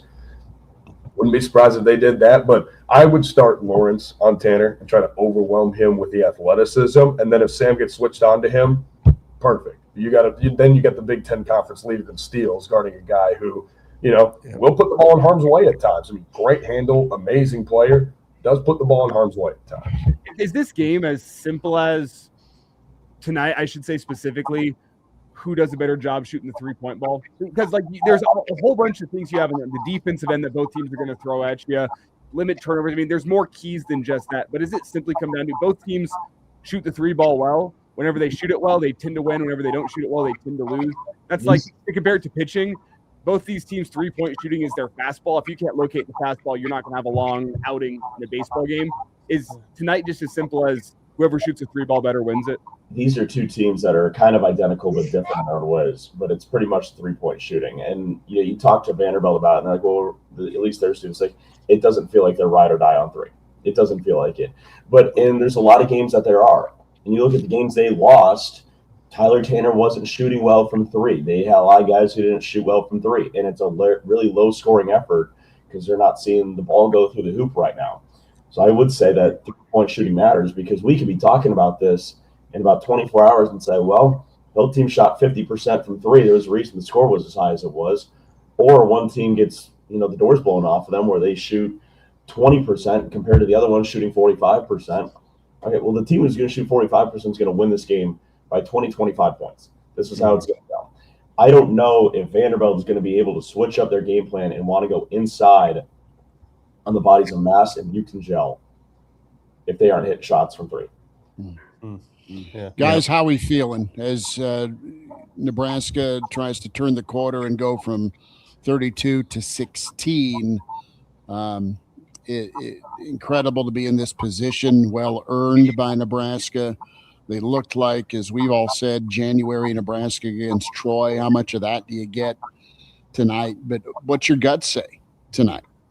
I mean, if you were going to discount this Vanderbilt squad, that is a fool's errand on your part. This is a very, very good team. This is a team that started the season 16-0 before Arkansas came in and put the stop to that. They threw up the roadblock. But listen, if Nebraska goes out, it's not about percentage for me. You could shoot your season average 35%. If you're hitting 14 threes again, it's going to be tough for Vanderbilt to get the hold on you. Difference between what Troy was doing, difference between Vanderbilt is Vanderbilt has way more dynamic guards, and they are rim pressure threats. They are guys who love to get to the cup and see how willing you are to go block a shot or pick them up. So there's a difference there. I do just look at the size disparity on the inside. Listen, I know Devin McLaughlin and A.K. Okereke are well built on the inside. I know Jalen Washington's a great defensive player. At some point, size does matter. And so I look at Mast, I look at Gel. If they get after it on the glass, like they did against Troy, they show that same effort. I don't need the same production. Show the same effort. If you're willing to throw your body in there like they are, if Sanford's getting in there, if Frager's throwing his body in the way when he comes off the bench and has that same energy, I think Nebraska's got enough in the tank to go make this happen. Obviously, it's going to take some things going their way, right? You're going to need, some loose balls. You're going to need the 50-50 chances, extra possessions. How good are you rebounding? You can't turn the ball over. If those things go your way, I feel really confident Nebraska's going to win this. I think either way, this will not be a blowout. This is going to be the best game of the round of 32 for a reason in my book. This one's going to come down to the wire. Who's going to make more winning plays? I think Nebraska's got a couple of dudes that can make it happen, but if you're talking one-on-one isolation sense, you need a guy to get the bucket. I think Vanderbilt's got a couple more guys that you would take off on the scouting report and say, hey, in crunch time, we need one bucket isolation setting. We're cool with our guys over yours. I think you'd be okay saying Vanderbilt's got more cats, but I think when it comes down to it, I think Nebraska's roster, their overall physicality and their effort, I think that's what's going to be the difference. I think just the physical level, because the SEC's a physical league, Big Ten's a physical league. Nebraska's got the cats that can go inside and really change the game on the glass. And I'm with Justice on this as well. It's about going inside. The one thing is Vanderbilt is very similar to Nebraska in the way they do not like to go deep on their bench. They only played 7 guys for McNeese. Yeah. And we're talking to them, and we're expecting to see 2 other dudes, and they just didn't show up. They just didn't get the game. And it's like, so are they going to play? Are they not going to play? And if they get into foul trouble and they have to go young, I know they say they have the experience in Jaden Leverett. They say they do, but at the same time, it's like, well, you're kind of a wild card there because you don't know what you're getting. You might be getting a Jared Garcia type thing where he comes in, bangs 2 threes, wow, you're feeling great, or he's coming in, oh, that's the 2 worst turnovers I've ever seen in my life. Got to get that. Yeah. Lastly, is Vandy? I mean, what about the crowd impact tonight? Will it have an impact on Vandy? I mean, Vandy's going to treat this like a true road game, Schmidt. They've been saying it all week, and now their players are, trying to act like villains, which I think is a cornball thing. Go in and handle your business. I think they're trying to make it more than it is. Like, I get you want to embrace the road environment, but don't make it harder on yourself.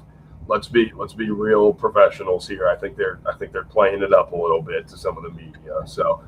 The crowd's going to have an impact. Also, guys, I think rest is going to have an impact. How fatigued are you? Guys, is it 5 games in 10 days for Vandy? In 9. 5 and 9. Wow. And especially only playing 7 guys, like you were saying. They're playing 7 guys. I mean, Tyler Harris transferred from Washington's out with an injury. Frankie Collins left the program with some personal reasons. Like, they've lost pieces along the way. This is supposed to be a deep team, and they've lost some pieces along the way. They got Duke Miles back. That's a huge piece for them to get back and get going because he missed a month with surgery on his meniscus. That was the injury that got listed and got told to us by Coach Byington. So, they're getting some pieces back, but 5 games in 9 days. Nebraska, I don't know what the stat is in terms of the rest versus games ratio, but they certainly haven't played 5 games in 9 days, and they're 3-13 for Nebraska now. Playing 3-13. I think you're going to look at the rest and take that. Also, Nebraska's defense off a short prep is incredibly tough to game plan for.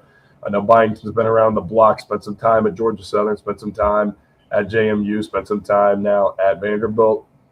No middle defense is hard to prepare for on a 2-day return. Like they with a late film session. Justice Rhody, Bobby Hessling, KRNU broadcast tonight. What time are you guys going on to? Is it fast food drive-through or Waffle House? Well, I'd love to know what breakfast is going to be to try to beat everything from last night out of my body. It says game at 7:45. Obviously, Houston, Idaho, or Houston and A&M. How late does that one go? So whenever the tip time is officially announced, let's say it's 8, we'd go on about 10 minutes beforehand. So approximately 7:35. Due to change with the 7:45 tip time as well. And then we'll kind of see. How do you guys say 7:35-ish? Yeah, exactly. 7:45-ish was the line this morning. You'll just take it with you to PM 7:45-ish with Justice and Bobby. Yeah, as always. And a shout out though, and I've enjoyed listening to this. Apparently, you guys have done a little homework, so solid B+ today. Beck Frazier has been a good soldier and has come down from Omaha to board and produce the game for those guys at KRNU. Jamie Wentz, our engineer at the journalism college, has made sure that they've been on the air. So I'm appreciative of the team effort and thankful that you guys have joined us. Look, I know everybody had fun with the High Point announcers and the screaming and shouting and all that they did with their win over Wisconsin. It's a great college broadcast. I've got 2 pros on KRNU calling the game. So I'm proud of you guys. And I've got a lot of bests at KRNU. They are 2 of my best, and they will be stars well beyond this tournament. So I hope you guys are enjoying the experience, and hope you call a win again tonight. I appreciate it, Bill. And listen, we may have had a little fun last night, but it's been a business trip. We've been getting our work done, so we got due diligence and tune in at 7:35 and go listen to a couple of guys who really have a grip on what they're doing. Was it Cinnamon or Daphne on center stage? If we're talking business, save that for tonight. Hey Schmidt, if we're booking the trip at the Sweet 16, we might have to find our Houston friends again and see what kind of activities they're getting up to. I'm joking. Justice, you can find the landing strip lounge. No. Yes. No, we got to stay away from the lucky lady. That was researched. Yeah. Then I might wake up at 5 a.m. in the 7-star casino, and we might wonder where the night went from there. But that 425 would sound a little bit different. Yeah, well. If you're a broadcaster on a business trip, though, and you don't find a bar, you're really not on a business trip. Or a broadcaster. That's the media member last night. So well put, Elijah. Well put. They said, listen, it's part of the job. It's called networking. We're like, okay, networking. We got it now. We're embracing the professional side. You guys are good stuff. Take care. Get some food. And don't go full Gator Lights tonight. Yeah, get some Gator Lights, some fresh squeezed juice, something. You gotta get some nutrients room, going. Get a steam room. Complimentary hotel breakfast is going to be big for that. Oh yeah, some powdered eggs. Guys had a hell of a call. Appreciate you both. Great You're job, awesome. guys. Thank you much. Appreciate it. Good luck, fellas. There they are, Justice and Bobby with us here, Average Joe Sports Show Weekend Edition. Good work, Bill. That's awesome. Yeah, they're pros. They really get, although they're clearly not in the business because neither one of them are drinking coffee at this stage, throwing down the water like an athlete. But they'll grow into the business and they'll be throwing plenty of ounces of cups of coffee in the morning. But I know Bobby's those guys are really honey guy with his voice. It's sensitive. He's not a pro yet. Yeah. Those guys are really good. Hey, Bobby. So Bobby, who I'm glad that being involved in the football program has become his moonlighting job. He called, what did he tell me? I can't remember the number of boys and girls high school basketball games he called. He called all of them. Yeah. And so you're right, Elijah. He was like, what should I do for my voice? He goes, my voice is really scratchy. And now I got another cigarette. Yeah. I work for Schmidt. Hey, you know what? When we were all getting into this business, we'd always meet that person that had that great voice. And we'd say like, okay, how do you get that great voice? You got to smoke. You remember? So this is way back in the day. Remember a on-air personality in Lincoln named Sunny Valentine? Yeah. Yes. Okay. She had a great voice, like fantastic voice. She looked like she was just like, 10 deep in Marlboro packs every day. And then I met her in person. And I was like, whoa, that's not what I thought she looked like. But yeah, she smoked to get that voice. And she had a great female voice. So all of you kids out there that want to be like us, smoke. R.I.P. Steve Brown in Omaha is another one. Yep. Smoke and sing Pearl Jam at karaoke nights. Really gets you going. That's the way to do it. Fellas, before we wind it down, let's do predictions here. Oh, man. And then I do have one more thing for Mark after our predictions, because I think he might have a good perspective on this. But I can dive in first on the prediction, because I really do think this Husker crowd plays a big factor tonight. I think this game might be lower scoring than some people think because of how interesting the stylistic matchup is. I think early on might be a bit of a feeling out process. But I think Nebraska makes the better halftime adjustments. I think they get a big game from Braden Frager. You saw the effort. You didn't necessarily see the payout. He had a couple second half threes. I think that was a big confidence boosting game for him. I think he is a huge spark plug off the bench, and I think his athleticism is going to be something Nebraska needs tonight. I changed my prediction from last night after listening to Vanderbilt's coach's press conference last night and hearing some of his concern with Nebraska's defense. I still think Vandy scores some points. I think Nebraska scores some points. It's back and forth. Remains somewhat low scoring in the end because of a slow start. Give me Nebraska winning this basketball game 74-73. Okay. I'm going to keep my prediction from last night, and I think Vandy by double digits. Not anytime that line's -1.5 and Nebraska's dogged, it's a double digit win. You look at the Illinois game where they won by 9. You look at UCLA, that was a tight line. Nebraska was dogged. It went sideways.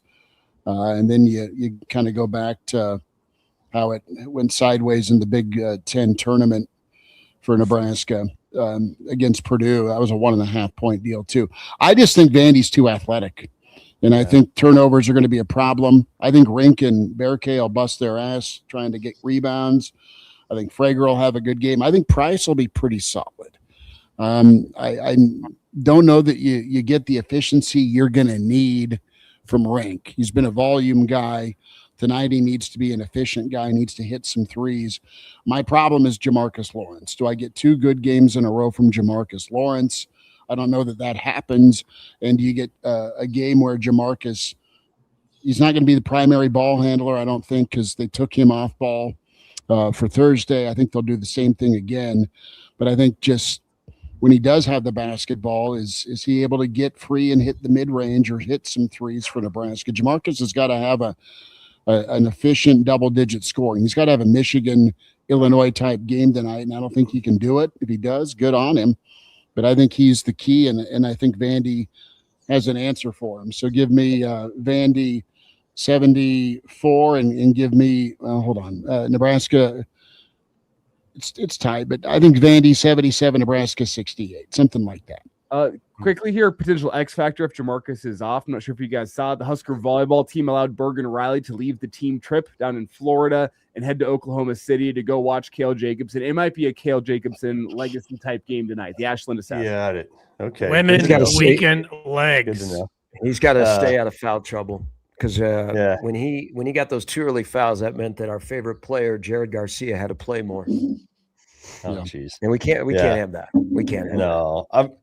I got Nebraska 79-74. I'm going to trust what the basketball experts, the X's and O's experts are saying about it being tough to prepare for Nebraska's defensive style on a short turnaround. Yep. So I think you have that advantage. Second, Vanderbilt, just kind of some hidden things that I think could play into Nebraska's favor. You know, Vandy is an attacking style defense, high risk, high reward, right? So they're not trying to play defense like Nebraska does. They're trying to turn it into offense, right? So they get a lot of steals, they hack a lot, those sorts of things. But Nebraska typically takes care of the ball, right? They're one of the better teams in terms of that. So I don't think Vanderbilt's defense is really able to be the advantage that it normally is, right? I think they'll get theirs from at some points in the game, but I don't think it's as much of an advantage. And then because they foul a lot, Hoiberg is noted as like the best baseline and sideline out of bounds guy that there is. And so if you're going to get more attempts, more options, more chances to inbound the ball, have something designed, get a quick 2, I think Nebraska's going to have a lot of those chances, and that could be something that just kind of chips away and keeps Nebraska ahead. So 79-74.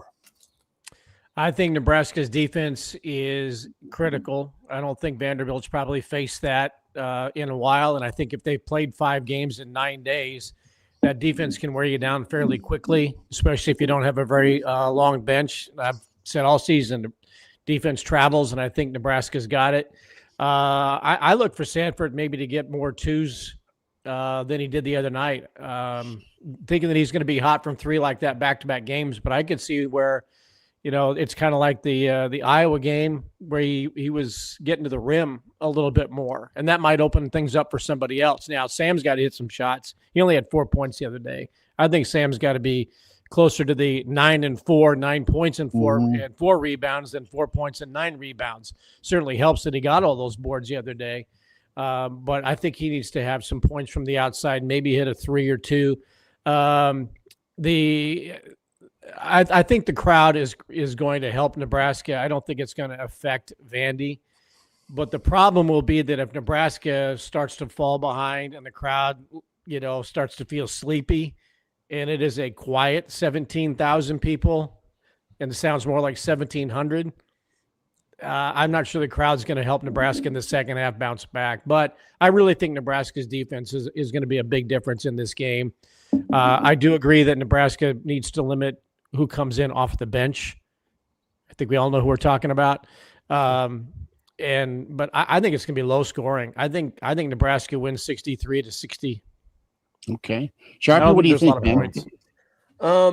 I can't get out of my head watching Vanderbilt and Florida play a week ago today in the SEC semifinal. And Vanderbilt won that game by 17. Now, Florida didn't shoot the ball very well, and Florida's the number 1 rebounding team in the country, and they still were plus 15 on the glass.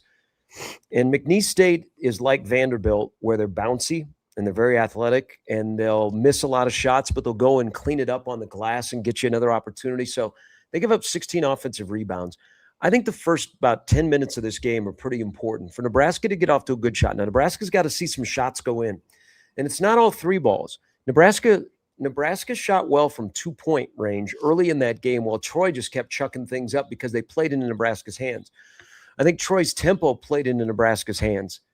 The pace is going to be huge today, and that you can control that by making shots. So I think Nebraska needs to see some shots go in early, because if you go back to a week ago when Vanderbilt blew out Florida, they beat them by 17, and really the game was not that close once Vanderbilt established and got the lead. And especially in the second half, Florida couldn't chip into it. Florida missed a lot of shots early, and then all of a sudden they were in scramble mode, and they were one and done. So I think Nebraska needs in the first about 10 minutes to see some shots go in and play with a lead. I don't like Nebraska falling behind tonight. Vanderbilt is good for a reason. They started 16-0. I mean, Nebraska started 20-0. I think if Nebraska, December, January, that's connected on the defensive end, they show up today and they work their bag off, they got a shot in this game.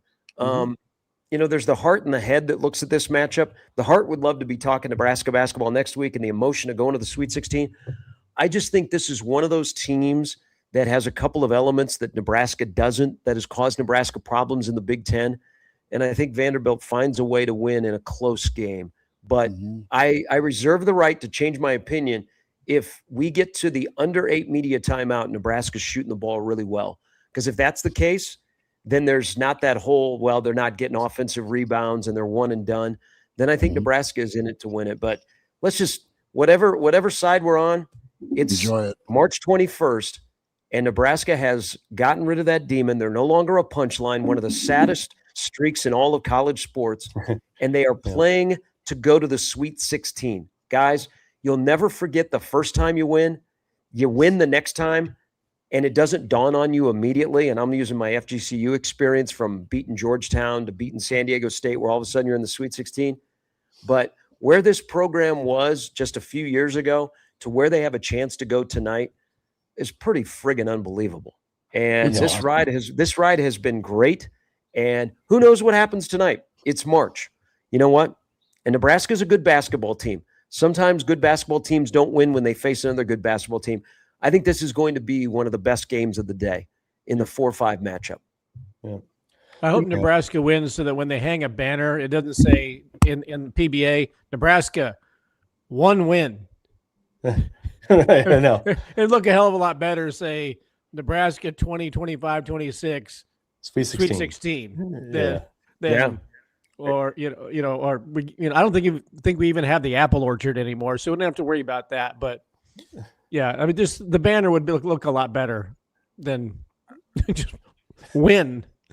Well, whatever banner it is, that everybody that's associated with the basketball program on this year's roster, man, they're gonna have a really good life. I imagine there's just probably going to be 3 or 4 of those guys that are going to be in sports talk radio in about 10 years or so, because that's what happens. You have success, you get in, you play on a very successful team in Nebraska, all of a sudden you're in sports talk radio. So I want middays with Burke. Yeah. Hey, he's the poster child of this season. He's back within the system. Now he still does some things that are out of system, but he's like, from a guy that everybody wanted to get rid of to a guy that you want to keep. I mean, it's just there's so many guys that are like the epitome of what this team is. This is fun. It's so many great stories, so many great memories, and we hope it continues for another week, because if it does, nobody will be talking about what's coming up at 11 a.m. next Saturday. And the way to increase attendance would be like, hey, we've got the basketball team. We're going to honor them during the first time out. Hey, one of the most memorable moments, or certainly the most memorable shots of this whole season, is Berke with his mouth bloodied against Michigan State. Exactly. Yeah. That is a moment that is part of this season. That they could show that forever and say, "Oh, that was the 2016. That was the Michigan State game, the win, and that epitomizes the team right there." Yeah, that was a moment for this team. He has transformed himself physically too. Do you remember early last year how stiff he was? Right, he couldn't play a ton of minutes, so he really bought in and became. It's so, I think a football equivalent would be, the 09 defensive line, where those guys never subbed out because they were just in elite condition. And you look at somebody as big as Berke, for him to play as many minutes as he does. Same with Mass, like that's a little hidden advantage Nebraska has. People forget that last year you had Berke and Braxton Mia. And you absolutely hated both of those guys. And they were stealing money from Nebraska. I was looking for Gary Lacey. I think Gary Lacey has passed away, the old Lancaster County attorney that always you were calling the AG, weren't you? Yeah. Hey, I was like, he's gonna investigate. There's someone stealing money from Nebraska athletics, and those were 2 guys that were. So what Berke did to get himself back within the system, there's so many great stories. I mean, we're going to talk about this team for a long time. And we all hope that it doesn't end tonight, but they're playing for a second time in the NCAA tournament, and you can never take that away from them. And I'm glad that all the fans, whether you're in Oklahoma City or around the country, have gotten to celebrate this, because there haven't been a lot of these moments for a while. And there's great stories. Again, old friends that are reaching out to you, They're like, man, remember when we went and did this and this, and we were at the Devaney Center and we couldn't get in the student section, so they pointed up to the planks and see, and that's where they go, that's where the overflow is. Or you can go sit with the football players that used to sit in the corner. You remember that? They were all by themselves. They were isolated. They were over in the corner where Nebraska used to come on the floor. They're like, you could go sit over there. And you're like, no, I can't. No. I mean, that's the cool thing about this ride is that you're reconnecting with people, and everybody has football. Football is the king, but everybody has like a Nebraska basketball story, and that's really, really cool. Mm-hmm. Yeah. Quickly here, guys, an X factor for tonight. We saw that Sam Hoiberg kind of going into overtime against Iowa said we're not going to lose on Senior Day. It just came to my attention. Today is Sam Hoiberg's birthday. You think he's going to let the team lose on his birthday? Yeah. Ooh. No. Can't do that. Can't do that. No. Do you think he got a text from his dad this morning and his mom? Happy birthday, Sam. Yeah. And Charlie. Do you think that the Husker fans will sing "Happy Birthday" to Sam when they come out to warm up, and the Vanderbilt guys will be like, "What the hell?" Honestly, we could probably get that going. I think if they win, and Sam's a big reason for it, and it's another Sam and Fred moment on TNT. I think the Husker contingent will absolutely break into "Happy Birthday" afterwards as he's walking off into the tunnel. Hey, watch the Vanderbilt players' reaction when they're warming up and Nebraska hits the floor for the first time and the place goes nuts. Because you also know this, you get on a roll and threes are falling, because we like the three over the dunk nowadays. You have a three from Sanford, a corner three, and the roof blows off, and then it's Katie bar the door. Mm-hmm. And Vanderbilt guys are going, what in the hell? This is the NCAA tournament. You know, like, well, let me introduce you to Nebraska athletics. And Nebraska basketball is one of the best teams in the country at going on 10-0 runs. Hitting that double-digit shots. Kill shot, yeah. If Nebraska is able to pull off a 10-0 run, even if it's 8-0, 6-0, they do runs like that a good amount, a fair frequency. You can expect at some point tonight Nebraska is going to go on something of a run. Watch how that Vanderbilt team reacts. That'll tell you a lot about how this game is going to go late. Well, how they react. Also, Gary said, when the roof blows off and Nebraska's got all the momentum. Yeah, again, I think Nebraska needs to see shots go in early. There's another thing, and I've seen this in the stream, and this was pretty prevalent on Thursday, is, in the Big Ten, the freedom of movement does not exist. Okay? Right. They clutch and grab. And once early on in the Big Ten season, Nebraska's cutters were free through the lane, and if they got touched, there was a whistle. But as the Big Ten season went along, guys got handcuffed. And so it threw off the timing on your offense, and especially with Sanford, who likes to cut, and this is a cutting offense. So Nebraska, especially with their high ball screens, they had to adjust as the season went along, and it threw them out of kilter. Sanford's first cut against Troy, he got held because his defender was slow of foot, and it got called. And I hadn't seen that call in a while. So what happens tonight against teams that have the foot speed to keep up with you? If they clutch and grab, do they call it or do they let them get away with it? Because if they start calling it, that is a win-win for Nebraska. And I think that's something to watch early on in this game. If they let Vanderbilt clutch and grab, or if they're like, we're not going to do this tonight. Weekend edition, Average Joe Sports Show, Sunday Live. Tomorrow, are we talking Sweet 16 or not? That is the Iron Horse, Gary Sharp, Bill Doleman, Mark Kraynak, Elijah Herbel. How quickly can this one more thing be, Elijah? I have a very quick one more thing. It's not basketball related. It's a question to Mark. Something we talked about yesterday on the show. I feel like Mark, if anyone on this stream, would have the best insight here. Oh God, here he goes. I'm shopping for new bed sheets today. Oh, Jesus. My roommate's cat ripped a hole in my current bed sheets, and I have another pair of bed sheets. I don't quite like them. So I would just like, if anyone in the stream had an idea of where to go shopping for bed sheets, what I should be looking for, I thought it'd be you.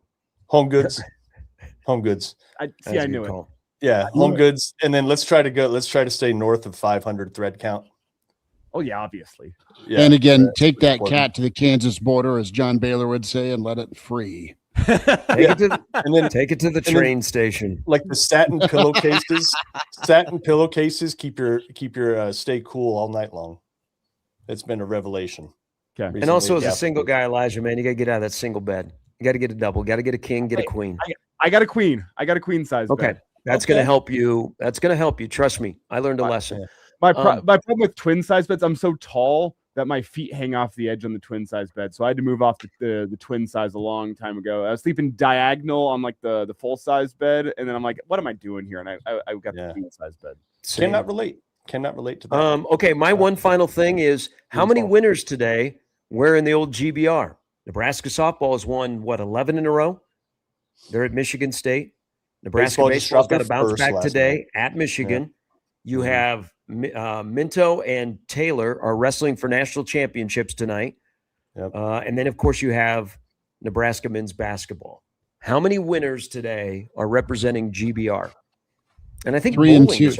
I think 3 and 2. Bowling is going today too. I'll take baseball, I'll take basketball, and I'll take one of the 2 wrestlers. And you're not taking softball? I'm softball's through it. Yeah, working through it and softball. So I guess 4 and 1. Softball throw Jensen because Jordy had 12 strikeouts last night, so they'll put her in a save situation again tonight. So baseball's got to bounce back. 2-1 loss yesterday. That's a tough one for me. Nebraska wrestling is a win if they finish in the top 3. They're going to finish behind Penn State. Probably Oklahoma State has got 4 finalists, and they're all freshmen. Yeah. But stay ahead of the Bumblebees, which they should. I think Iowa has 1 finalist. Nebraska's got 2. So there's points to be had there. You've got the medal round starting here in about 10 minutes, I think. But stay ahead of the Bumblebees and get back on the podium in the 3rd place finish, and that's a win for Nebraska wrestling, in my opinion. Too bad they can't stagger. Like, did you guys know that women's basketball was playing yesterday in Durham until you started to see some updates? I watched the end of it, and it was painful. You could have done without that 4th quarter. Well, every freaking time a team had a possession, there was a whistle, which sucked. And then it was so empty that you could hear Coach Williams screaming at the official on that bull crap moving screen call. So no, they played well, but Britt needed some help. Yeah, so day 2 of the greatest 2 days in sports calendar. Women's basketball got started because they've kind of staggered it a little bit, where you have other regionals are starting today and they play Sunday and Monday. Wrestling is one of those.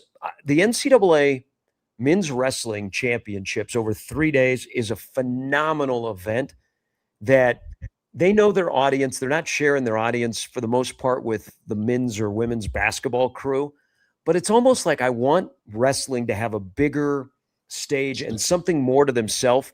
And the only way they'd be able to do it is either they do it earlier or they stretch their season longer. I've said the same thing about hockey. Hockey at least has learned that they don't go and they don't have their championships until either the weekend of the Final Four or next weekend, or then they have their championship, usually Masters weekend. I would love to see wrestling be able to have their own stage so that more people could put eyeballs on it, because it's a great event over 3 days. I don't know that it'll ever come back to Omaha. We hosted it one time, but it's a great event that I think kind of gets lost with the general sports fan with everything that's going on this weekend. Yeah, they could go opposite the Masters, and I'm pretty sure you wouldn't be sharing an audience. Yeah, I know. Wait a minute. Yeah. Mark Manning would be very torn. Manning's awesome. He loves golf, but he likes people getting crap kicked out of him. I'm pretty sure the folks in Havelock would be tuning in to wherever the wrestling was, while Southwest Lincoln tuned into the Masters. It's a very different audience. But I agree. The NCAA Wrestling Championships are far and away, I'm saying, far and away better than the NCAA Final Four. Yeah. And it's an incredible event to see live. I've been to, I think, 4 of them. I said, when they elevate the stage for the final night and have a spotlight down, as I saw at Carver Hawkeye, I think that there's more lit down than it used to be. But it used to be they had the elevated stage and like one massive spotlight that was on the stage. They have the walk-in of former champions, parade of champions, which you see some of these guys who are in their 60s and 70s, walking in with, recent. It's an amazing moment, NCAA finals. So and another minor addition to that with the TV broadcast, Daniel Cormier is one of the best analysts to have on a television broadcast across all of sports. He does a fantastic job with wrestling and with MMA, but particularly wrestling. That dude breaks the sport of wrestling down in a way that adds to the experience for those who know wrestling. And I mean, it doesn't talk over the people that are new to wrestling or know a little bit less. He does very, very well in that job. Just a quick shout out to him. I've loved him on MMA for a long time, but the way he breaks down wrestling is special. Jordan Burroughs is also is on there. So there's definite Husker flavor. I mean, it's pretty clear who he's rooting for in those matches, which is fun too as a Husker. One final thing on wrestling. I mean, there was, and we all know him really, really well, and he is fantastic. And you don't want him to ever retire because he's been held a wrestling coach at Nebraska for 2+ decades. But there was a stretch not too long ago where people were wondering, is Nebraska wrestling under Mark Manning reached its ceiling? And man, he has turned it around. Climbing. They are they are legit. No one's going to catch Penn State. Penn State is almost unthinkable what they do, but Nebraska is in the toughest wrestling conference in the country. Nebraska has found where they should be, and they're not going anywhere. And like at the back end of Mark's career, what they've done with his staff to get Brian Snyder, who I'm a huge fan of, and the way they've recruited and the way they've retained guys, and now they're spending money. Man, kudos to Mark Manning, because I thought people were going to run him out of town, and he said, "Not so fast, my friends." He's here to stay, and they're rolling. They're rolling. Penn State invests like double what everybody else does in the sport of wrestling. It's literally, their expenses are double second place. So they're one of the greatest dynasties in college sports. Yeah, we'll get Manning on here on the Average Joe Sunday Live here sometime soon. We'll be back at it tomorrow, 10:30 with Sunday Live Average Joe. Like and subscribe to the Average Joe Sports Show YouTube channel 7 days a week for you. AJ Sports Radio on Twitter. Check out the merch link as you can go to the different social platforms and buy and find Average Joe Sports Show gear. And also check where you're at with the Average Joe Bracket Challenge. And, kind of so. That's good. That's the Iron Horse, Gary Sharp, Mark Kraynak, Bill Doleman, Pride of Fairbury, Elijah Herbel, Chris Schmidt. Back at you tomorrow morning, 10:30-ish, and we'll talk Husker hoops and beyond. Anthony Calandria debut. Say it. A week away. You gonna say it? I did say it. You did. Oh, I'll say it again. Godspeed.